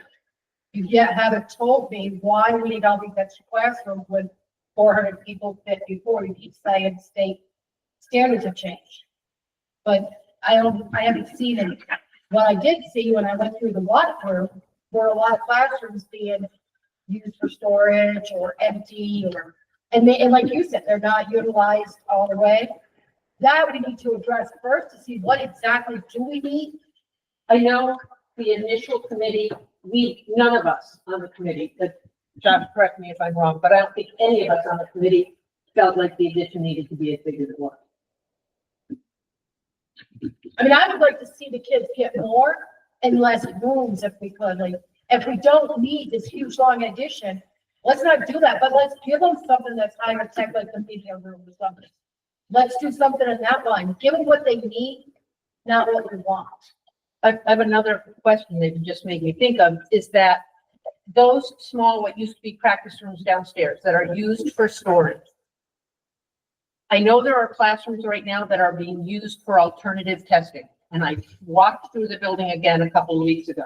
I wouldn't put kids in all of those rooms, but I think 2 of those 3 rooms could conceivably use for alternative testing on a, kids wouldn't be there all the time. So I don't think it would need, I don't think it would need window if Less room for distraction, no window. Correct. Come on. But- Seriously, do we care about, like, honestly, as a town, do we care about, the children and the teachers? Like, no, seriously. Gosh, we make that environment acceptable. That would be part of the cost of doing it. Putting a new, updating the HVAC system and air circulation system. And Josh, it will only be periodically as the kids need to take a test or one period, every however often, not very often, where they need a quiet space to work. One of those spaces is quite bright, painted white. It's, I think, the room that they're using for class. They have to have a window and a door though. They can't- Yeah, once you go in there and do that, you're gonna, Not- That's all I'm saying, window. Oh, yeah. Yeah. I'm not saying, but that, what you're describing is the full renovation. That's what we were gonna do to the basement. right, except that some of the, oh, yeah, okay. But, and then my other question is, right now, all that stuff is being used for storage. I don't know how much of what is stored in there needs to be in a heated space. Is it possible to construct an outdoor storage facility so that it makes more of that storage space downstairs available? Oh, I think you could look at storage a million ways, but twofold. One is I would never be in a position to make a decision to put a kid in anything. I mean, it's your business, but I would not want to sit on that side. I would, where we teach our kids says what we think about. And It's I'm not a firmly, classroom though, Joe. She's not talking about a classroom. She's talking about, even from a guidance counselor standpoint, where you've got a guidance office where a parent or double parents and a child go to. We're talking one period for the test that occurs periodically. It's done. Not to use it as a regular No, classroom. no, and again, it's certainly, I'm giving you my opinion. Right. I wouldn't spend $31 million and not have a window in every room that's child. If you're gonna go into the basement and do that, you have to do all that. We have to follow the I- SED I'd regulations sure. for windows required in occupied spaces. Half the other spaces and make sure that, You're further ahead not doing that, candidly, you're further ahead not doing that. Because then you gotta do it all. And now you're putting a fortune into that basement to bring it up to code. I think, personally, I think you walk away from it, you take that money and spend it somewhere else. Which is a bigger addition. Or the addition of the car. I think the scaled back one that we had, right, we took out the cafeteria and the gym space. We took 4 million, I think, out of the addition total. Yeah, we took out the spaces that weren't required based on the population of the building. What's that? We took out the spaces that weren't required based on. the Based on population. numbers. Yeah, we have the cafeteria, we have the gymnasium, but we need the classroom space, so the addition is sized appropriately to the Based on your population. Yeah. and that's Per based grade. on the program requirements initially developed. Yeah. Which answers, I think, your question about the program requirements that they're going off of the design. The square footage required and new classrooms added. So trying to get a word in for how long here. I just your comment about the science rooms. The first science room going in probably circa 1950 when the school was built. That was the chemistry physics room. After that, then it became another, where I was in, that whole second room and third room were done over in the last edition, Might not have to be all of them. 1990. Sure. So those are a little bit more upgrade than the chemistry room, so they're not all equal as far as what you have. Yeah, that definitely would have to look at every single one of them in turn scope. No question. If some are, I might have only seen the one you're talking about that, because the one I was like, definitely need some upgrades. And prior to 1990, there were only 2 science rooms there, and you were teaching chemistry and physics in one. Life science, bio, and Yeah, so you That, need 5 of them? No. so the extra renovation too, I mean, I agree, a few of the science classrooms, the labs specifically are in fairly good shape, but you can renovate the instructional space, you can provide extra power, data outlets, you can provide new teaching stations, teaching walls, whatever, current district standards are, and that can be something that goes through every room. And you upgrade that way, so then every space is taught, but you don't have to physically renovate. Sorry? They're not equal in what they need in science room. Right. Yeah. Right, yep. So if we renovated 2 full that needed it, and then the rest of the money was Rest of the allocated, kids. if you have $11 or $10 million allocated to renovations at Mountain View, you have a lot of opportunity to go a different direction versus 3. versus 3. I mean, you still have it, you pick and No, choose, but- absolutely. There's but no yeah. question. You could do a lot of that work, but you can't do everything. Can't do everything. Remember, part of that 10 number was this basement conversation we're having, where once you're gonna touch it, fine, you gotta do all that work to make it suitable, no matter what the kid's doing. You're still gonna meet those standards. You will likely get, well, I believe it's an SED requirement too, that the amount of extra renovations you do have to be, I think it's 20 or 30% accessibility. So you're putting that into accessible standards as well. So, renovating the bathrooms to be ADA accessible. The home ec room, I can think of just off the top of my head, doesn't have any accessible stations. And, there's accessibility requirements in every space now. So some of the money will need to be allocated towards updating accessibility. And don't overlook the BCA stuff too. You're doing $7+ million of work on the building and the site, all needed. It's the less sexy stuff. Like no one's gonna see that, the boiler, you got boilers you can't get parts for right now. Nobody's gonna see that work's done. I don't even know how with the service coming in and is all, the rest of the infrastructure stuff, but you're touching that, you're pointing different areas of the structure itself and you're doing all that work too. Yeah. Just wondering if you could provide for our next meeting, a list of all of the different courses that we are offering and perhaps the number of students that are in those particular courses. That would be helpful. I think that's candidly, I think that's beyond the scope of the committee because the committee can't get into, there's only 7 kids in this class, then maybe it doesn't need not having those conversations. I don't think we should. So the program conversations. If the district makes decisions to run courses, then that's the district's decision. It's ours about scope of investment, where it's going to go, and the things that we're talking about. Well, I was just thinking, like Mr. Broderick said before, how the 2 science courses were taught in one classroom. If your numbers are very low, then perhaps that would be a way to utilize the space more efficiently. We're not going to do an enrollment analysis to make those determinations. Josh, aren't they used that way now? Biology and chemistry are in the same. You don't have enough labs not to share right Well, it's the same teacher, right? So, Ashley is bio and chemistry. Yeah. And Caitlin Ian does is earth science. Earth science and physics. Jay does physics. although Jay's teaching physics. Jay does physics. Yeah. But in that same space? No. So there's 3. Yeah. They have their own space. Isn't there a partial breakdown on one of these slides right here in the beginning? Yes. Yeah. Yes. The list, yes. Yeah.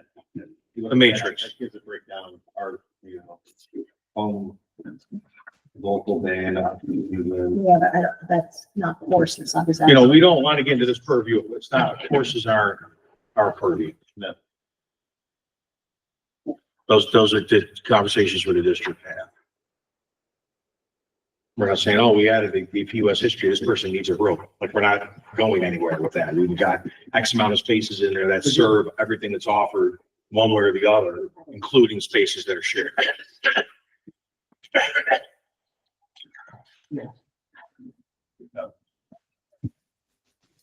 Go ahead, sir.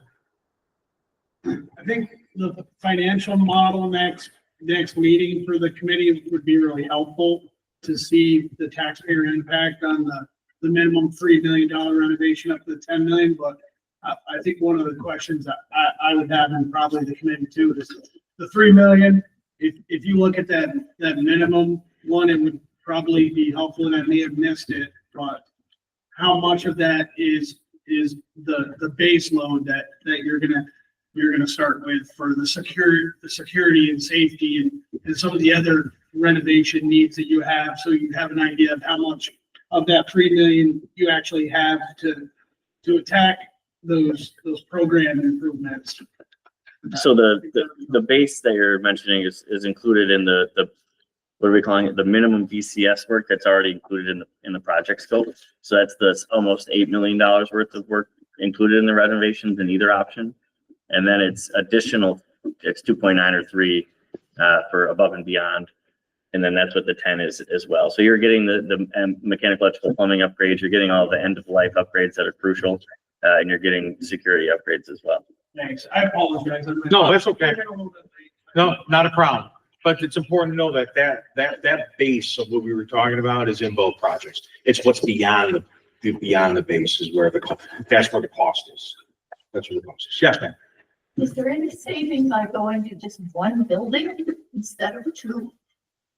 In terms of just upkeep of the buildings, maintenance, I'm not talking about staffing or anything else. This is one building, just an Well, I think additional. Josh has Right, brought that I up think what she's asking is, what is the savings in making that at change? an early coffee. Well, we meeting talked about with that me, the before. Superintendent, I'd asked that question of Josh, if we were able to move into MB and step away from Lakeview, what would be the annual savings? Still keeping this as a secured building, but what would the savings be? And Josh, if I recall, you approximated around $3 million. And it was, Yeah. don't hold me to a number, but it was about $3 million. I think as we said in December too. Yeah, and to clarify, I don't believe that we achieve that number the day we get into one building. I think it's, over time and through attrition and, Sure. and that kind of thing. But there is a fairly substantial. Yes. And the operations too, without, even the staff they're traveling. Just, I'm sure We- taxpayers would be interested. Yeah, you're gonna lose a certain amount of staff, maybe not instructional, but you're probably gonna reduce some of your facilities people, your cafeteria people, not huge numbers, but it's a selling point moving forward. And it's a practical point. Well, I think that's what people voted for, really. The problem with making that a reality, because I actually think it could be a useful and very, very futile exercise to see what that looks like. The problem is that you're gonna need a swing space for a lot of these renovations, and so if we put everybody in the building that we're gonna renovate, then we have a little bit more challenges there, right? So like, if you're talking about doing this in the short term, like next year or the year after, and then renovating down the road. Renovating is a cycle, and I don't want to speak entirely here, but I've been involved in a couple of different projects through the years, and it's a scheduling situation. We discussed that briefly last time. The off-season stuff, when the work actually begins in the course of the day, and that's all included in the initial bid packet. So the contractor knows that we're gonna be working here from 4 o'clock at night until 1 o'clock in the morning and have everything pulled out. Areas that don't impact the operation of the school the next day. There are things that can be performed throughout the year, much like we did, and I talked about this before, much like we did when we undermined that major portion of Mountain View. We did that during a functioning school day, not even on a broken timeline. We were under that school excavating with a bobcat, laying masonry, doing cement work. And to the best of my recollection, pretty much everybody passed their Regents exams that year, graduated the same percentage we had previously. There was a couple of stumbling blocks early on. We remedied those and we moved forward. We don't have to necessarily abandon every portion of the school at different times. It's how it is scheduled to be conducted. It's not like this building's going anywhere either. No, It's not, just put a roof on it. So, We were currently using it multi-purpose anyway. right, so if you look at, when you look at phasing, you do the addition first, you can move some of the high school kids and then the secondary kids into that. While there's stuff going on there, you can still keep kids here over the course of the year while there's other work going on. I think that there's options with phasing it. I think it's important. Like, we're not turning around tomorrow. Okay, we're gone here. Still ours, for who knows how long. How much of like temporary, like if you didn't, like, I guess, if you didn't add on as big of a facility or as big of an elementary as we're looking at, would you then have to bring in temporary classrooms if that addition wasn't as large? To be able to phase You that wouldn't do properly? temporary quarters. You wouldn't do TQ stuff with any of this anyway. I wouldn't think. That's a whole nother bad road. Yeah, it's cost. So then it's issues with state ed too, with temporary quarters and occupancy and all these other things that go with stuff. They're really to a point where they're looking at emergency conditions to do a lot of that, because they're saying you're not solving your problem. You're solving your problems by putting up trailers. during the design process too, while we're, getting all the program and everything worked out, Eric and his team and Josh and the committee likely, or whoever he appoints to it, will sit down and discuss a phasing plan. And like you said, that will all be included in the drawings before it even goes to SCD likely. So we know what we have to do well ahead of time to plan for it. Because they're gonna ask those questions. A lot of second, we talk about that, there's a lot of second, second, third shift, depending on how we put the puzzle together. But candidly, we go with the less option, there's also less scope of work. And timeline's important. It's gonna impact borrowing, and when it impacts borrowing, it depends on when the EA schedule starts, right? So there's all of those pieces that still have to get put together too. Do we have to come up with an actual location and decide on a location for athletic fields and bus routes? I think that we should look at some options and you should consider them as part of your role to make a recommendation. But I also think these things are concurrent to a large degree too. So we'll get to, Rick, and let's just run some borrowing scenarios for starters. We'll do the addition under one run and do the rentals under another, and piece some stuff together. Maybe some reserve options, and then we'll go back and for a second, we'll also go back and revisit the properties. Would they be required in part of the package going forward to the state? The fields? The fields and the bus route. It's It could be what two we projects. focus on and present it. Yeah, it could be two projects. Either a package or separate entity. Yeah, it could be two projects. It can be two It projects. should be included in the referendum amount. It certainly could. Yes, you could do one vote, and it might be, depending on how quick you want to do it, it could be up to something for, if maybe you have your site, maybe you got most of it nailed down, and we just do the vote while we're working on some middles for the next year. Sure. Joe, I have to ask a question, and Sure. I apologize because it's been asked many times of you guys and the architects and the designers. There's still people in the public who believe that you guys are charging your time right now. My understanding is that no money has passed to any of the firms. Will these meetings, all this discussion, does this end up going into the end bill? And I'm only asking this for clarification because I read it on Facebook, I hear it from people, and I figure if they hear. Yeah, I can't speak for the details under everything else, but will I say, you get my services through BOCES. So it's a BOCES charge, it's part of BOCES work. It's cross contract with Capital Region, just like if you're using the BOCES for CBES or anything of the BOCES. So that's how I work. But I don't know what agreements, I don't speak for Mike or Eric or anybody else.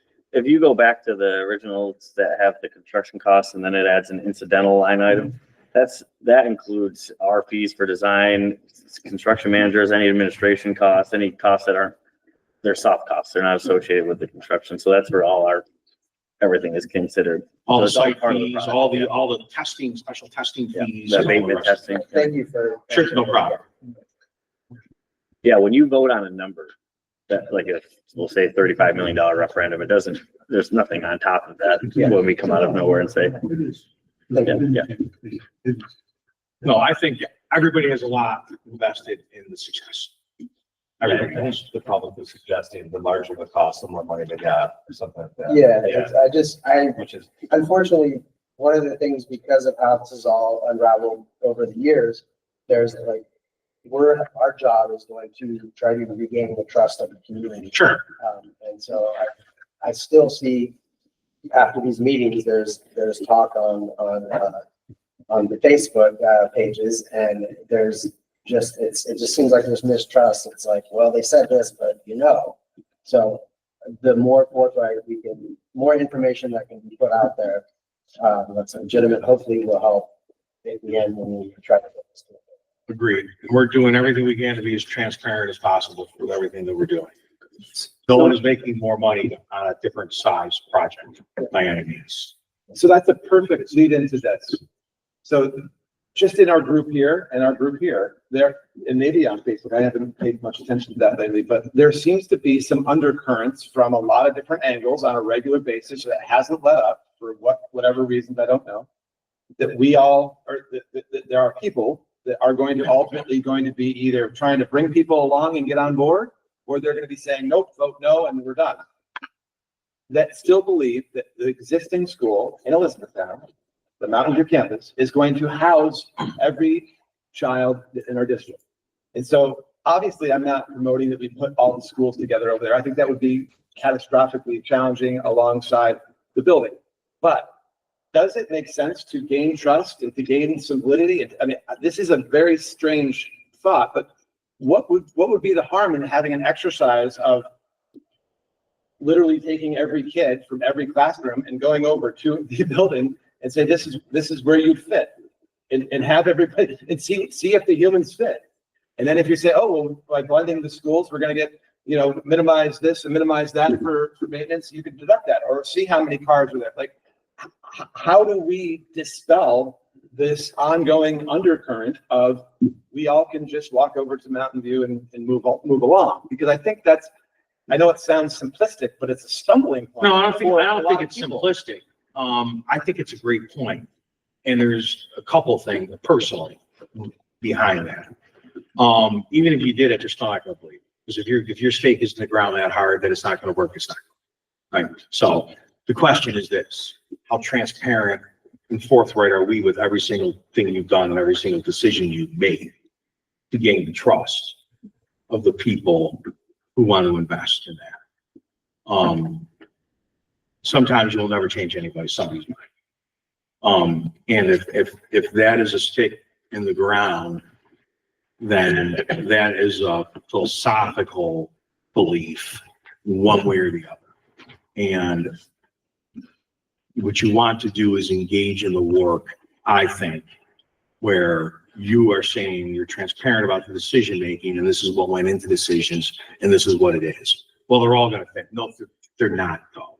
So we proposed and discussed about how they would, and adding these classrooms along the back will do that. We took out the cafeteria, we took out all the other spaces that we thought were ancillary, and we programmed to what students we have. They're going to fit. Gotcha. We looked at everything. They're not going to fit. And we programmed to what we have to have, but they're still going to fit. Right? I mean, we all have done those conversations, I think, enough, where the committee's focus needs to be on making those decisions, make the recommendation to the board based on the vetting that you've done with everything. I really think that's the case. Go ahead. So, like, the minimum square footage based off of all your guys' calculations, right?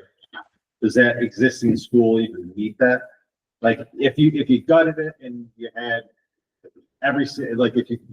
the actual square footage of the school, if you rebuilt every single wall on the interior, I think, like, even if you look at it that way, you still don't have enough square footage based off of the classroom requirements, right? I believe so, because if I'm looking at this list correctly, you have the SED minimum square footages, and in some of the items, some of the rooms they're larger, but in some of the rooms they're significantly smaller. You're under. Yeah, so you have to balance that out. We haven't really done the full square foot calculation. No, but there's A lot other of spaces too. Like, I mean, the gym, you also have these other spaces that, are significant. In the basement, we Yeah. can't count the basement.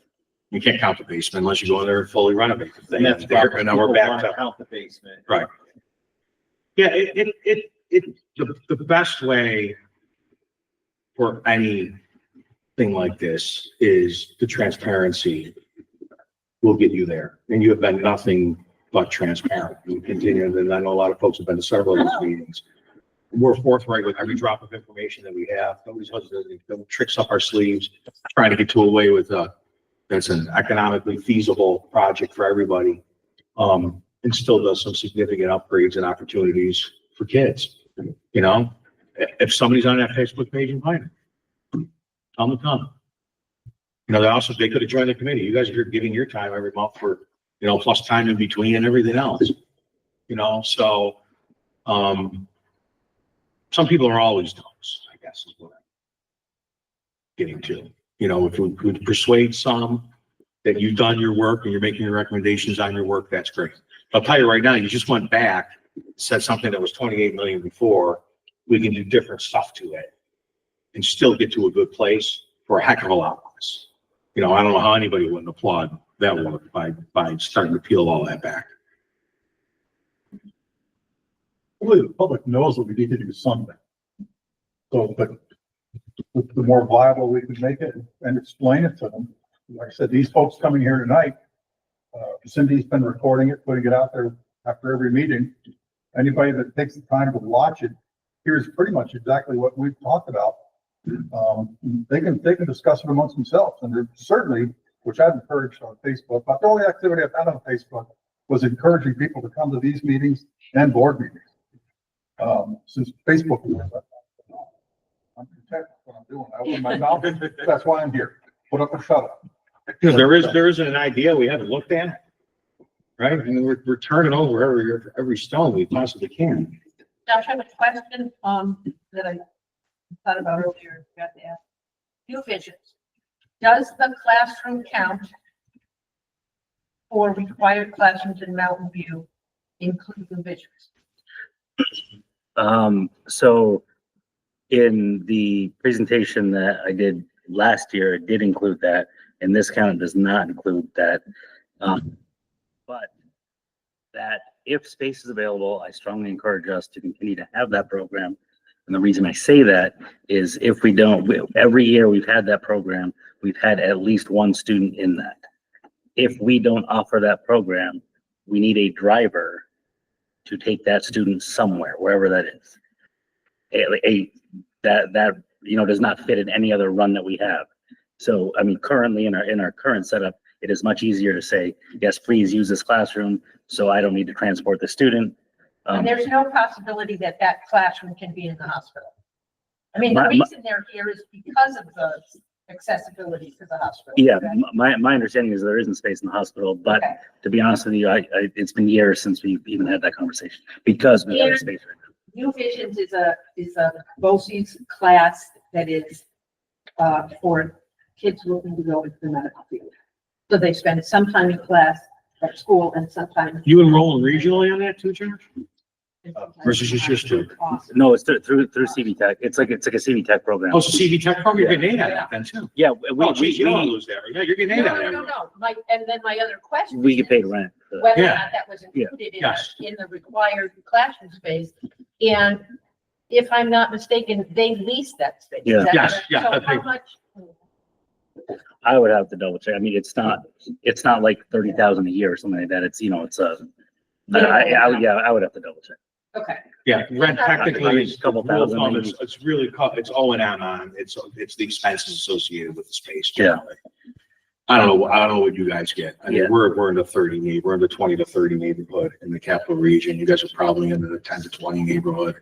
I don't know. I don't know, but still. I would have to double check. It's not a ton of money. It's, not. Yeah, gonna- I just, as we're looking at the space, I Mm. didn't know if that was included or we needed to add that to the consideration.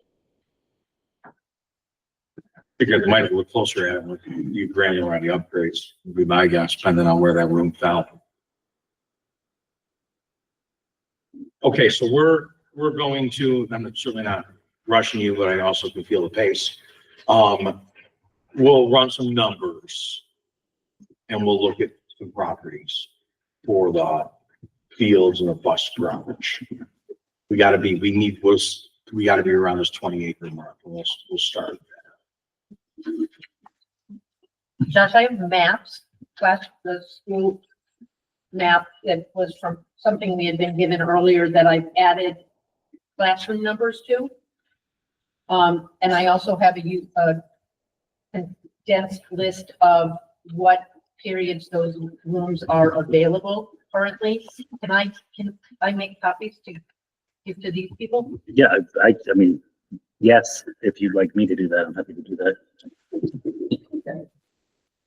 It's just back, I don't want to walk away from this earlier, not walking away from it, I don't want to talk to Beth either, earlier point about, our duty to communicate and the rest of these pieces with it. Anything can work, and I think that's important, anything can work and anything can fit, and there's a ton of different ways to do that, which we've talked about. We also have to make decisions, that leads to a recommendation that we think is the best places for the kids. I said unequivocally before, we're not going to put kids in this basement unless you want to spend all this money to make a basement this place for kids, right? Because then it's really not a basement. It would end up being in the classroom space that fits that, and that's also a lot of money for a little bit of space. So anything can always be whatever it is, but I think I appreciate your commitment to stay that part of the course when we will be facing challenges and questions about why decisions are being made. And it's important for always us to lean back and do that with other due diligence of all of these pieces, especially when it comes to really being protective, for lack of a better word, of the dollars that are being spent. So a lot of people are like, no matter what it costs, we need to. No one has ever said that. So I'm very impressed with the balance that we keep managing too. And that's something that I'm always thinking about, is that balance. I realize the audience here tonight doesn't necessarily represent the full spectrum of taxpayers, but from what you've heard tonight and other times you've been here, are you getting a positive feel for what's happening here? Do you see it heading in a positive direction? 2, 3 thumbs up. And a couple more, pick it 5. There are things that no matter how you try to sell it or discuss it, people aren't going to factor it in. Parking issue, I agree, is a major issue, but you're going to have a majority, I wouldn't say a majority, you're going to have a large portion of the taxpayer who is going to say, I'm not even talking about parking. We bought the parking for 50 years that way and gone by and we, blah, blah, blah. People, different generations look at things differently than other generations. So I'm not opposed to providing more parking because we certainly are lacking. Oh, we'll max A it. lot of taxpayers aren't going to look at it that way at all. No, we have to max it. Too, Jim, all of a sudden, well, there's space, there's space, we can put another 45 cars there. That's great. Where are you putting the retaining pond? Because you just ate up all your impervious surface with more parking. And now you're getting a retaining pond on the other side of the supermarket in the back somewhere because you just paved over everything else, right? Every decision has other pieces with it. But, the goal is to try to maximize everything within the constraints that we have. And that's logical to the majority of the voters. I would think that's the case. I do think that the advertisements that have come out after our previous meetings, I do think that they have been really good. And I do think if we can find a way to highlight or maximize the most amount of information in the shortest amount of, sentences to bullet out what the action steps were, what were the decisions, what are the next, I think keep it simple. How we articulate all of the nuances of everyone trying to figure out how we can try to make this renovation combined with a separate site work for money and for logistics and for efficiencies is not an easy thing to do. But I think the more we can do that with the things that have already been put out, I think the better. Agreed. Are there some real concrete takeaways today that we have as a group that we're going to be doing that with? What are the highlights, I guess, today? Well, it'll back into next steps, of what we're planning for next steps. So people know that's the takeaway. Things that we looked at in bullets, which we've been, I know that her name escapes me now, Zach. Jess Collier. Thank you. Yes. And what we're coming back with so people know. We looked at an option that's $20 million less than the first option was, and then what those things mean and what we're going to come back and do. Last time we had decisions in December, so we put that right in there. Do we also decide today that there are no viable sites for a new standalone building and we are focusing on renovation? I'm completely fine with that if the committee wants that as part of the record. Anybody opposed? I would agree with that, but I would also say, let's leave that option open if something falls out of the sky. But we can't say there's no viable options. I don't think we. Current viable options? No, I hear what you're saying. No, I'll go back to the point you Committee just is raised. leaning Well, towards, and the timeframe is the other issue. Yeah, we're going to come back in February. We'll look at numbers and those kinds of things. But we want to nail down general scope because we got work to do. Can we? Derek's got work to do. I should say Eric's got work. I'm not gonna put that in front of voters, another new school, so. I don't know if you guys still think that's an option. And part of the bullets is we're looking at addition and renovation. We've already looked into the scale back project and we're evaluating parcels for a bus garage and land. I think that's where we are. Got that, Sarah? I would agree with that. That's what we keep talking about and coming back to, so. Yeah, I think there are workarounds to the athletic field issue. The bus garage, again, we currently have a bus garage.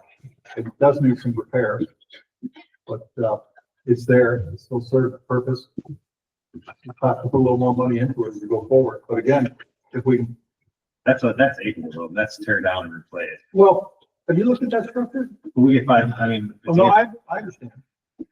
But do we want to tear it down and replace it on that plot of land, or are we better off just? Well, that's, you put it where that is, or you put it. Where's the parking? But again, it's, I consider it, at this point, kind of it's a workaround. It's like, do we really need it right now? It's gonna cost us money at some point, but how much? That's actually an item that's 90% able, so why wouldn't we do it? What, bus garage? Yeah, isn't that how much able? Yeah, you're right. We're just.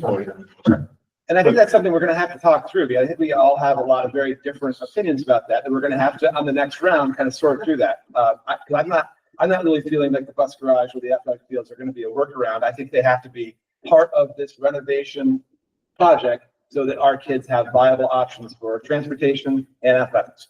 So I'm excited to explore different options, but I do think that we're trying to make compromises to land on something that we can make palatable. Right, and I think it all needs to be part of one project, Where's the property? or one vote. Yes. Yeah, so we gotta, that's a really good point. We gotta consider purchase price. Yes. We can get aid on the building and on the other accessories, but we still have the hard cost of planning. Josh, if I make copies of this, how many copies do I need to make? How many people are officially on this committee? I'm counting 18 seats. Is that what I need? Sam's, I don't know if he's back. Sam showed me, so. Okay. You guys think putting athletic fields on this property, tearing this building down is even feasible or no? I don't think it's. So that's not a.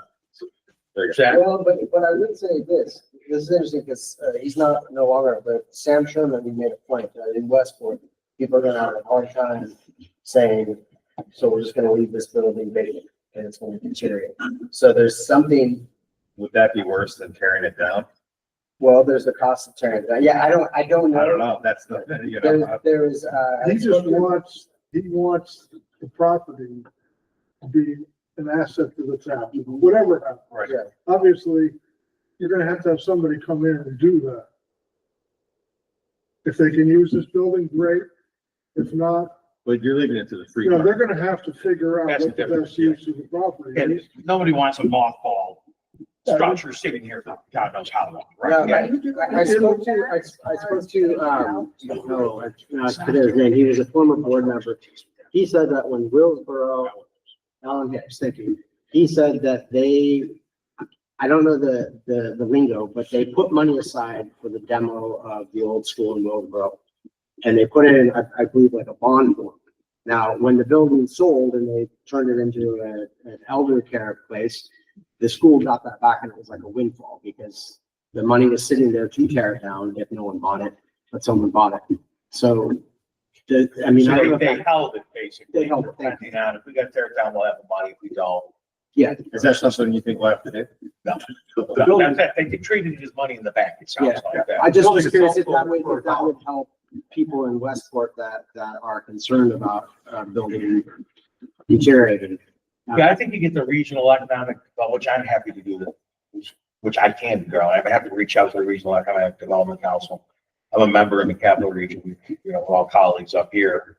Do they want to come in and take the property and classify it as something else, do an economic development project on it?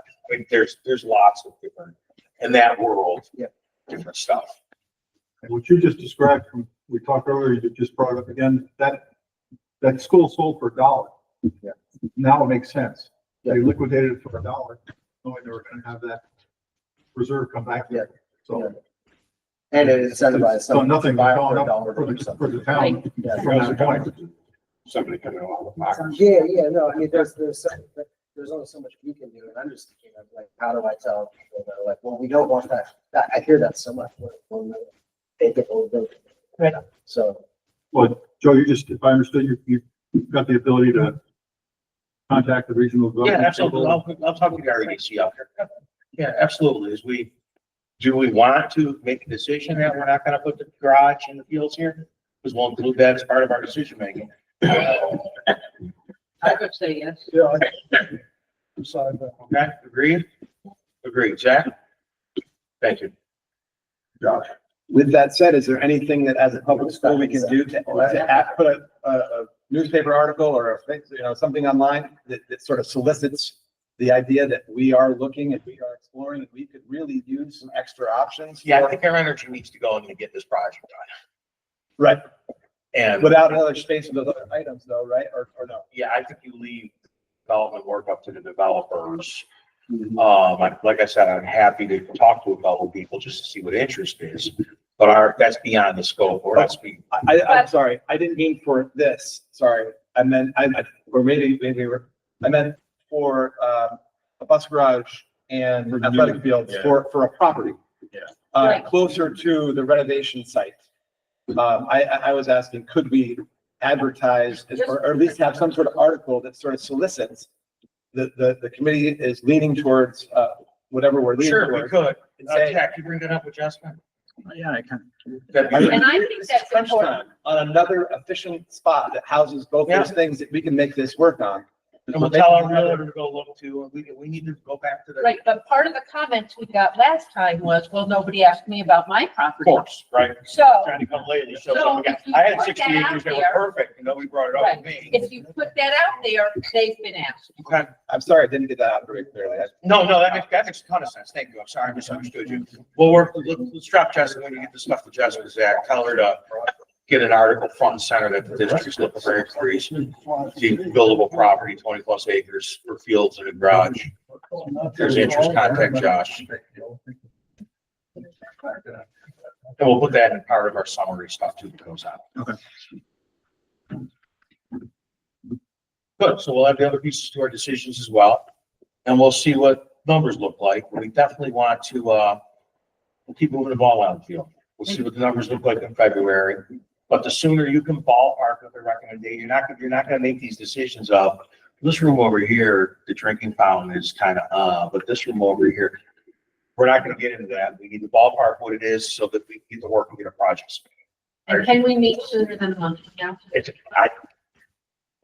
I need to find out when they give us these numbers. Okay. And we got break in between, there's a week off and stuff too, so I think we can after this one. I don't know what Okay. Rick's up to. I mean, we're literally gonna dump them on this lap and we're meeting in 3 weeks. Okay. Not that I don't want, we certainly can't have it. Let's see what. We're gonna anticipate a second meeting in March. Yes, yeah, we can move forward. We can move forward to bi-weekly if you want. Absolutely. If the information makes sense and if it will help, we got everything we need and really now it's about decisions and more conversation. We'll double the meetings. I really would. And maybe it can be on an as needed basis, right? You crank it up as we need to, and then we let up when we can, or not. Will those possible locations get shown to us? Oh, yeah, we'll know. Oh, believe, Mike's on the phone too. I mean, what we gotta do, we gotta go back through A through R or T or whatever it is list. And let's see if there's something that's viable in there. I mean, probably they're the closest thing to Mountain View. That. And it's gotta make sense too, right? Remember, we got this one really easy here. I was like, we're not gonna put fields in the bus garage. Yeah. On the lake.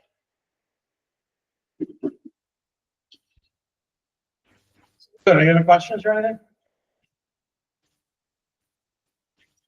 Good progress. I appreciate everybody's time. Thank you. Thank you.